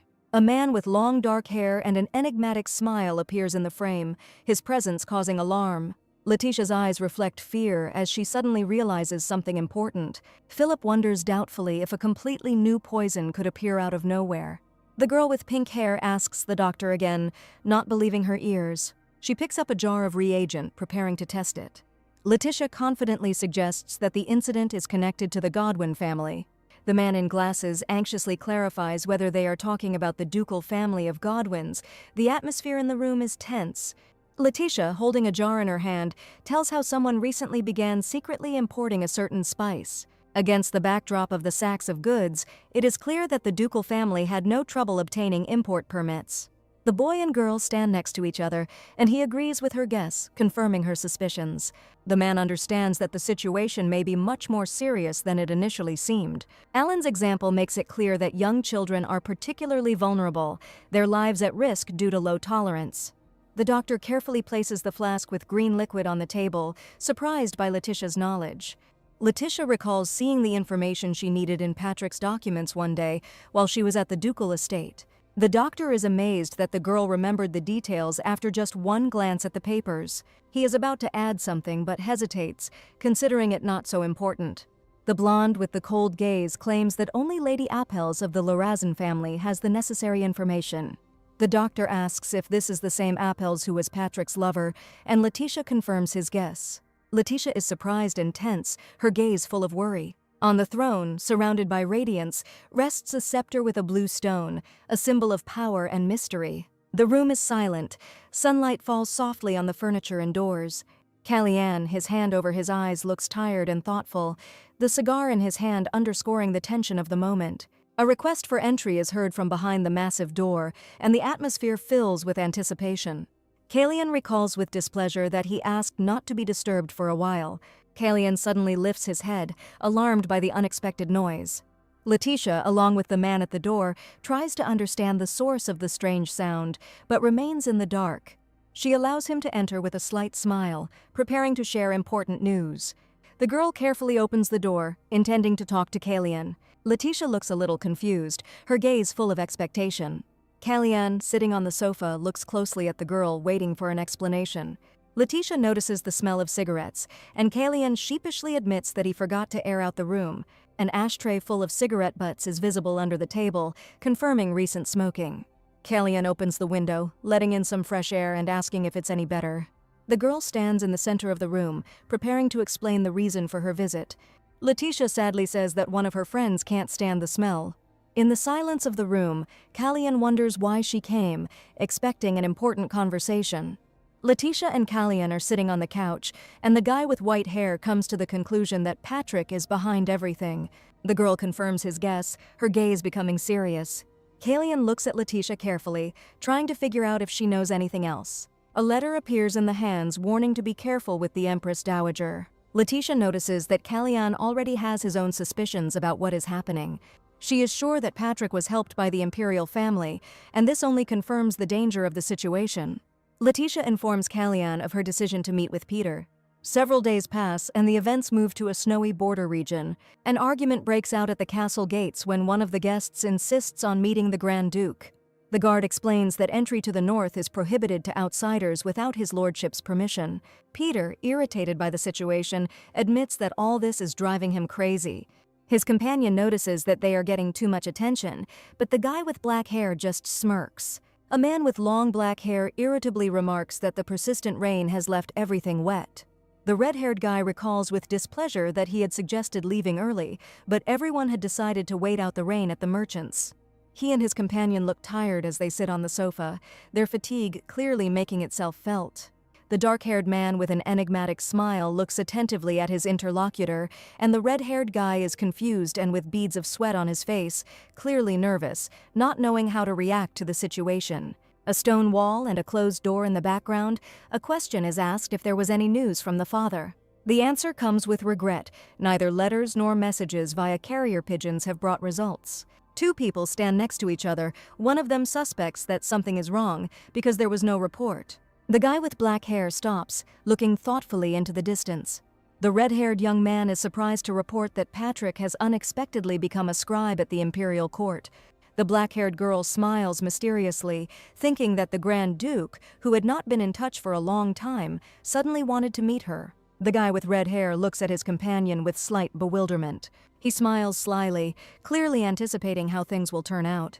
The red-haired guy thoughtfully recalls that he always pointed out the oddities. The man with black hair gently asks his companion to be quiet, placing his finger on his lips. The girl and the boy notice another person approaching, and the boy turns to him in surprise. The man with black hair calmly calls himself young Lord Godwin.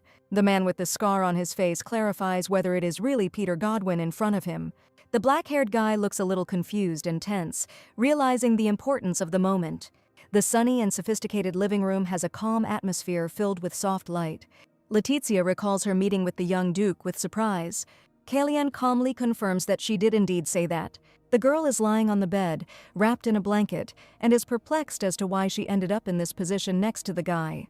The white-haired guy, without looking up from his book, notes that this is retribution for lying, and the girl reacts indignantly. He gently touches her forehead, and she looks at him with slight surprise.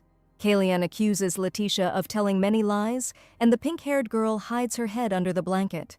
The white-haired boy shows a bloody handkerchief, his gaze full of worry. Letitia is distraught when she realizes she has forgotten to remove the evidence of her illness. Kalian holds up the handkerchief with the bloodstain, wondering if this really happens every night. The girl, wrapped in a blanket, hastily denies, trying to hide the truth. She sits up indignantly on the bed, considering what is happening to be too unfair. The white-haired boy addresses Letitia seriously, his gaze full of concern. The pink-haired girl, wrapped in a blanket, anxiously agrees and promises to understand his words. Kalian looks at her with slight relief, his expression softening. A boy and a girl walk along the corridor of the palace, their steps sounding in the silence of the luxurious hall. Letitia carefully asks if those who drank water from the well felt better. Kalian replies that everyone is recovering quickly, except for one person named Alan. Letitia listens carefully, taking in new information and reflecting on what is happening. In the pouring rain, people with raised hands express protest or despair in front of a stone building. Suddenly, a mysterious figure appears, its silhouette hidden in the darkness, and its smile seems sinister. A pink-haired girl and a white-haired boy, along with two maids, stand in front of the huge doors, preparing to enter. Letitia looks a little nervous as she stands next to Kalian, waiting to meet him. A man with black hair appears in the hall, his expression softening at the sight of the guests. The man with black hair looks with a slight smile. His gaze is calm and friendly. Light flowers are blooming around him. A girl with pink hair and a boy with white hair stand in a richly decorated room. A man with black hair bows before them, expressing respect. He greets the girl politely, reminding her of their previous meeting, and a friendly smile lights up his face. The guy with black hair watches what is happening carefully. A slight surprise appears in his eyes. Life comes back into the girl's eyes when she is away from Patrick. Her gaze becomes brighter and warmer. The guy with white hair does not take his eyes off Letitia all this time. His attention is completely focused on her. A girl with pink hair and a boy with white hair stand next to each other, a slight tension and anticipation hanging between them. She looks at the guy in surprise, and he seems a little confused, not knowing how to behave. The man with black hair watches them with a cheerful smile, mentally making fun of Patrick's absence. The guy's gaze becomes attentive, his eyes express wariness. The girl clutches an elegant brooch with a green stone in her hand. Her decoration attracts the attention of those around her.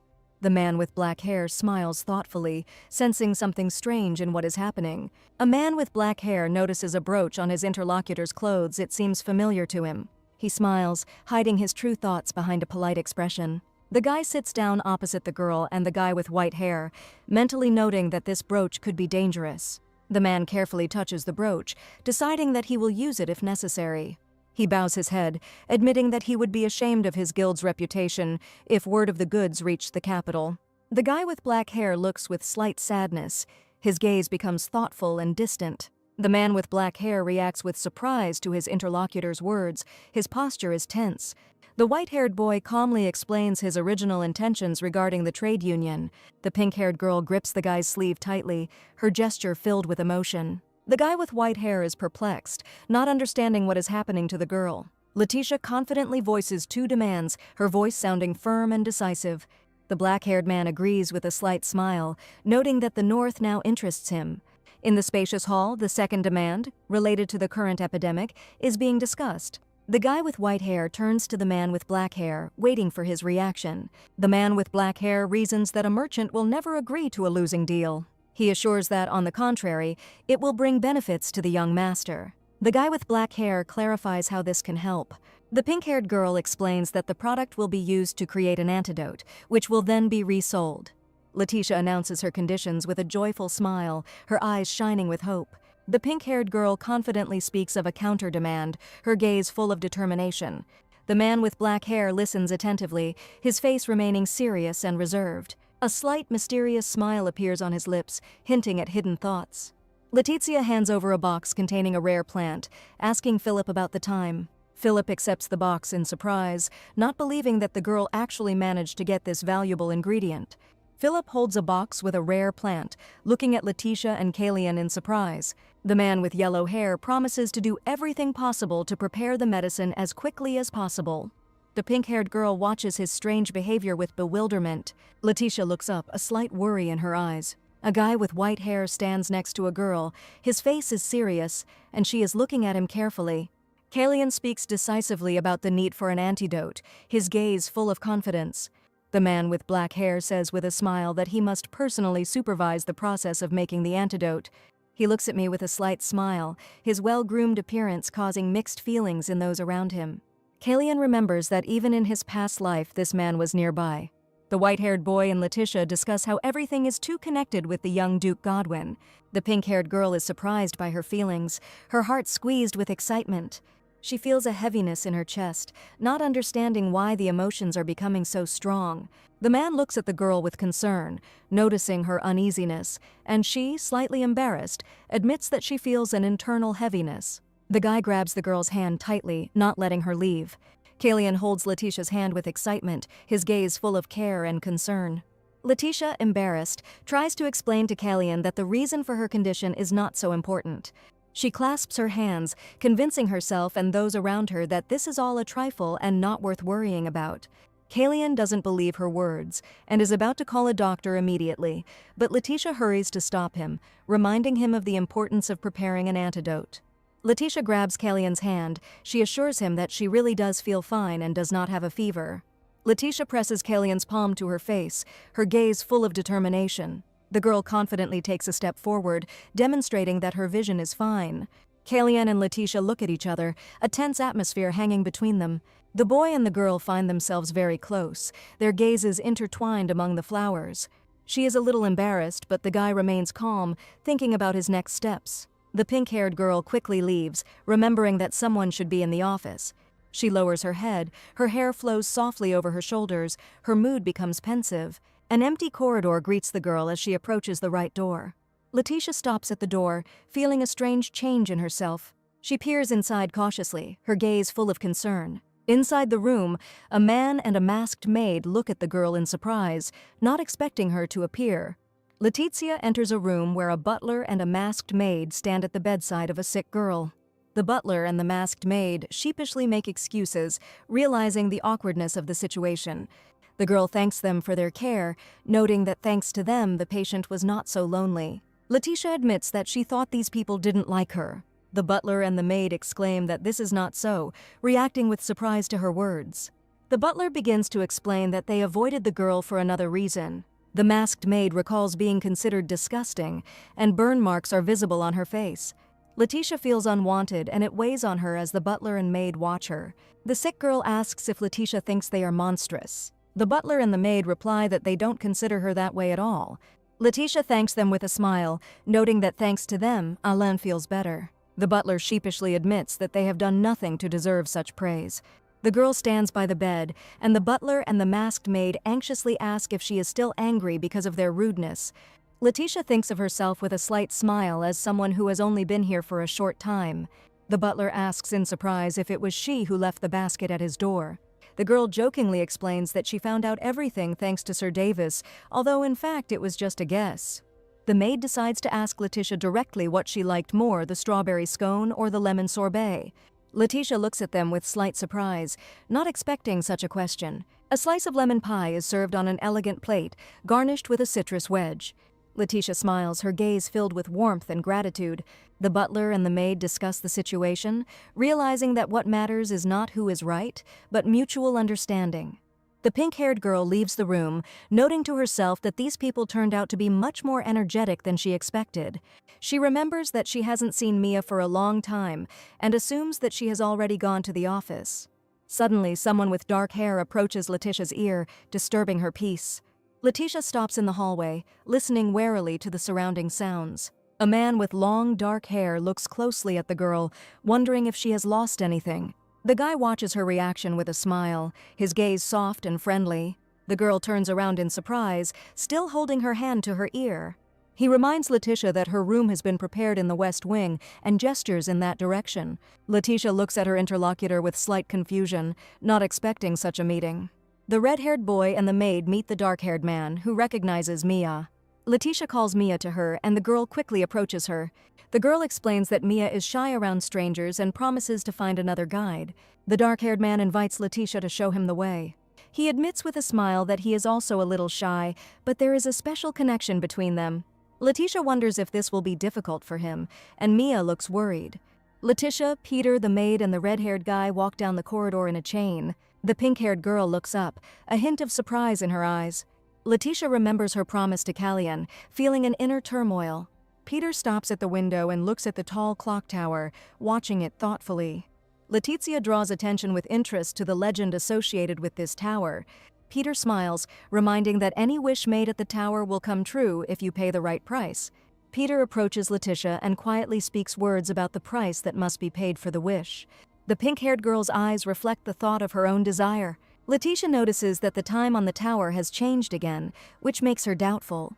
In the corridor, it is discussed that the Earl and young Lord Esta must be in great agitation, and the question is asked whether the family knows about Patrick's affair.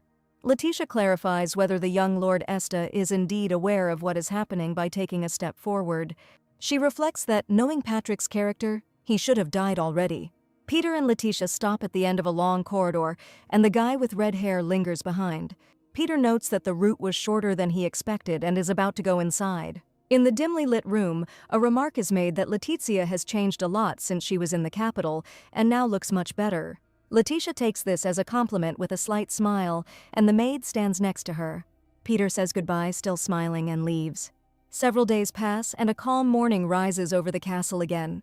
Letitia sits by the lilac-haired girl's bed, listening to her attentively. The girl with lilac hair happily reports that she feels much better and will soon be able to return to normal life. Letitia smiles with relief, happy about the good news.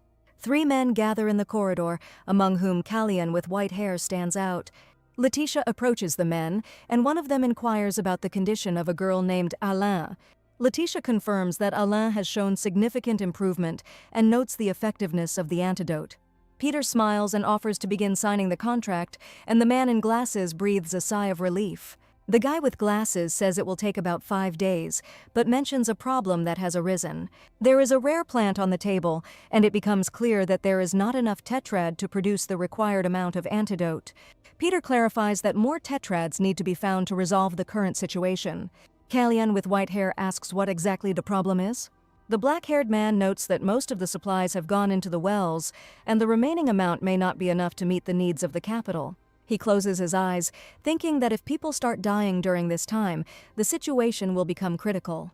The man adjusts his hair, and a blond man with glasses stands next to him, watching him with concern.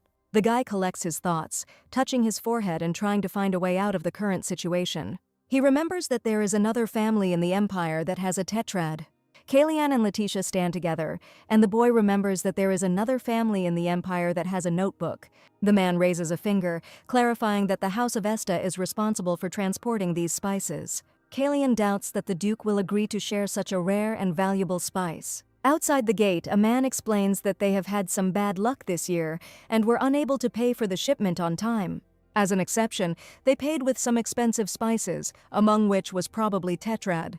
The company discusses that since the desired family belongs to their circle, making a request will not be difficult. The guy with white hair looks serious, offering to go to the Count himself with a request. The man with black hair says with a smile that the Count has set a certain condition. The guy with black hair turns to Letitia with a smile, hinting at her participation. Callian and Letitia are surprised when it becomes clear that someone else is supposed to go. The girl with pink hair looks confused and a little scared, realizing what is happening. A flicker of anxiety flashes through her thoughts. Will she really be the one to go? Sunlight illuminates the majestic building, as if heralding change. The guy, blushing and hanging his head, suddenly sneezes, his shoulders shaking from this sudden movement. The guy scratches his head thoughtfully, wondering how much longer they will have to store all this junk. Bags of things irritate him because they are nothing but trouble, difficult to store, and take up a lot of space. He wonders why his ears itch so much and starts rubbing them. The guy suspects that someone is talking about him behind his back and looks around warily. A man with long blonde hair stands at the massive door, as if about to go inside. The room has a bright and luxurious atmosphere, filled with morning sunshine. On the table in the sunny room lie several gold coins, sparkling in the rays of light. A note is found nearby, which states that the amount taken to the north was left on the table. The man with yellow hair looks at him with irritation, considering what is happening to be insolence. A boy with brown hair cautiously peers into the room, observing the situation. In the spacious hall, a man with yellow hair reproaches his interlocutor for his constant visits to Letitia's room, reminding him that this only spoils the mood. He turns to explain his point, not hiding his displeasure. The brown-haired guy, with his arms spread behind his head, indignantly thinks about how Letitia could get married and not send a single letter. A stern voice comes from behind the closed door, interrupting his flow of thoughts. The man watches his interlocutor leaving with tension, feeling inner unrest. He remains in place, thoughtfully lowering his hands and trying to cope with his emotions. Footsteps echo across the marble floor as two men walk down the hallway. One of them stops, suspecting that someone close to him has contracted the disease. The man with yellow hair turns to look at the boy with dark hair, and there is tension between them. He frowns, thinking about how unusually quiet the house has become since the engagement broke off. The dark-haired boy carefully expresses his opinion, disagreeing with his father. He explains that the problem is not the silence about the engagement, but the inability to say anything. The man with yellow hair reacts with surprise, suspecting intrigue. The dark-haired boy speaks with alarm about his meeting with Lady Apple of the House of Lorazin, considering it madness. The man clenches his fist, unable to contain his anger at the other person's actions. The dark-haired guy is surprised, trying to figure out if everything is known. In his imagination, the guy flares up with indignation, but quickly returns to calm. The man with yellow hair is outraged, believing that they are not respected at all. In the bright hall, an explanation is heard that her father usually does not listen when it comes to her, and attempts to talk have been unsuccessful. The man asks what Letitia said, and the guy looks worried. The man with yellow hair raises his hand to his face thoughtfully, considering someone too soft. He announces that he must visit Duke Godwin, and his steps sound confident. The man adjusts his sleeve, emphasizing that he has a good reason for the visit, and there is no need to compare yourself to him. The dark-haired guy asks in surprise what we are talking about. The man holds up an envelope, explaining that it contains goods and receipts from the Godwin house that have just arrived. He reasons with a slight smile that if any difficulties arise, he will threaten to throw it all into the sea, and then the Duke will have no choice but to let them in. A majestic castle rises against the blue sky, surrounded by bare tree branches. Letitia, with pink hair, looks excited, her eyes full of anxiety and anticipation. Two servants inform the girl and her companion that they consider it advisable to meet with the Count. Kalian is outraged, considering the proposal absurd and doubting that everyone will easily agree to the deal. The man with long dark hair smiles, assuring that the father will not refuse to help his own daughter. Letitia calmly declares that they will only buy the notebook from this house. Kalian turns to Philip, and the man with glasses looks a little confused. Philip is excitedly thinking about what he can cook right now. Kalian, standing next to Letitia, confidently says that this is enough. The guy with white hair gently explains that the girl doesn't need to do that. Letitia looks at Kalian in surprise, not expecting such an answer. Kalian indignantly asks why they should depend on another person in this matter. Letitia looks on with a soft smile despite her inner doubts. Kalian wonders if the girl is too kind or naive, since all this is happening because of some simple antidote. The girl reaches out to the guy's sleeve as if trying to stop him. Letitia and Kalian stand next to each other, and the girl is ready to explain her position. She confidently speaks of passing the antidote to the Count's family through the young lord, but she understands that this is not enough. Kalian emphasizes that this is her personal matter and has nothing to do with anyone else. Kalian turns around, asking Letitia not to interfere with what is happening. The guy with white hair assures the girl that he will sort out his affairs himself. Letitia looks at him with confusion and slight offense. The girl lowers her head, holding back her emotions. She clutches the dress in her hands, trying to cope with the internal tension. Peter looks at Letitia and Kalian in surprise, not understanding what is happening between them. Kalian reaches out to Letitia, trying to stop her, but she walks away. His hand remains in the air, not reaching her curl.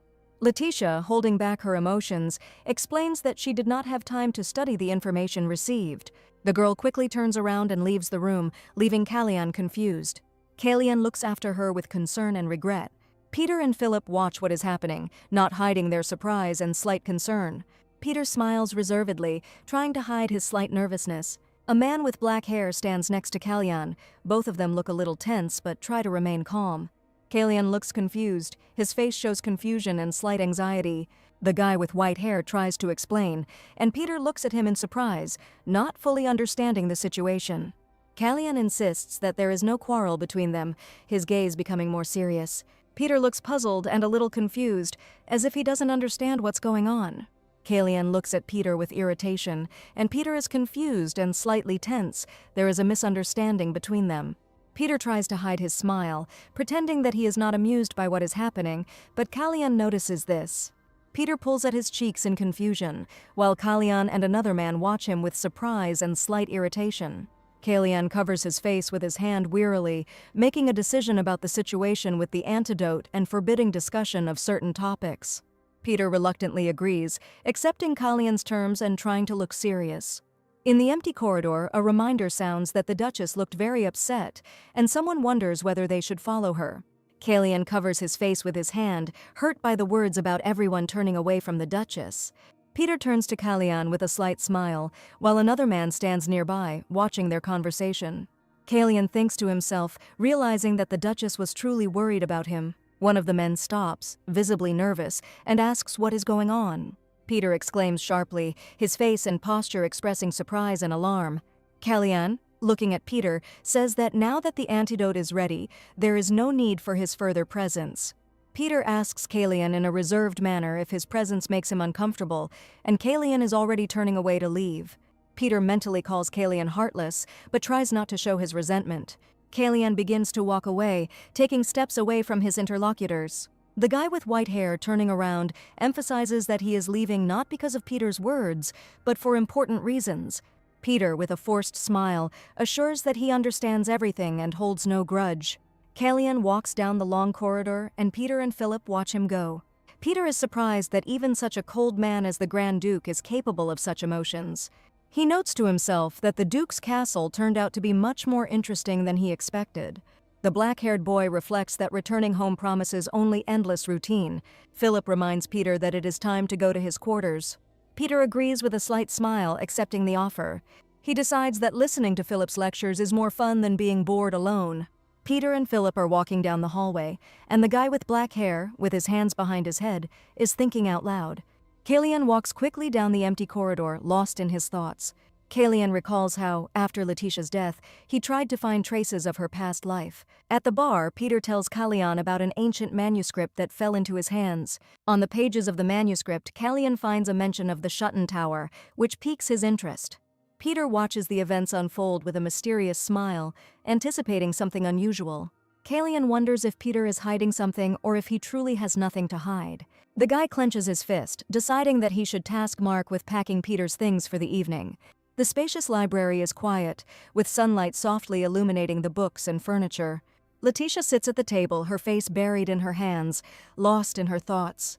Kalyan confidently tells Letitia that he will handle his own affairs. The girl with pink hair remains at the table without raising her head. She is overcome with fatigue and sadness. In the silence of the library, a knock is heard on the massive door. Letitia flinches when she hears her name and looks up from the table.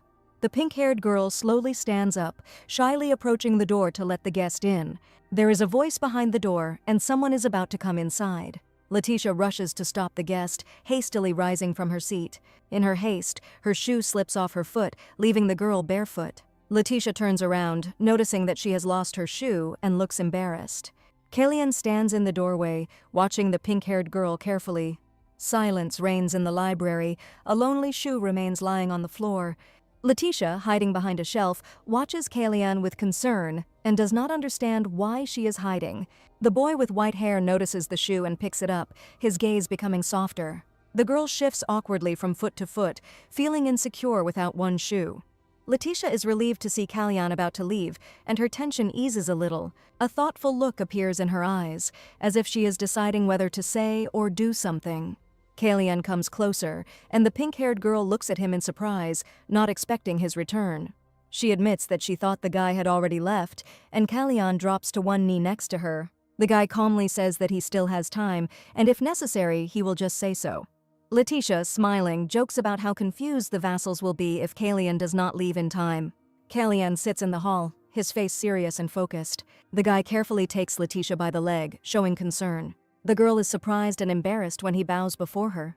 Kalyan doesn't understand why his wife should endure this inconvenience. Letitia is amazed by his attention and care. He carefully places the shoe on her foot, protecting it from dirt. Kalyan kneels down in front of Letitia, carefully supporting her, and the girl looks at him shyly. The guy freezes surrounded by blue flowers, his gaze filled with tenderness and sadness.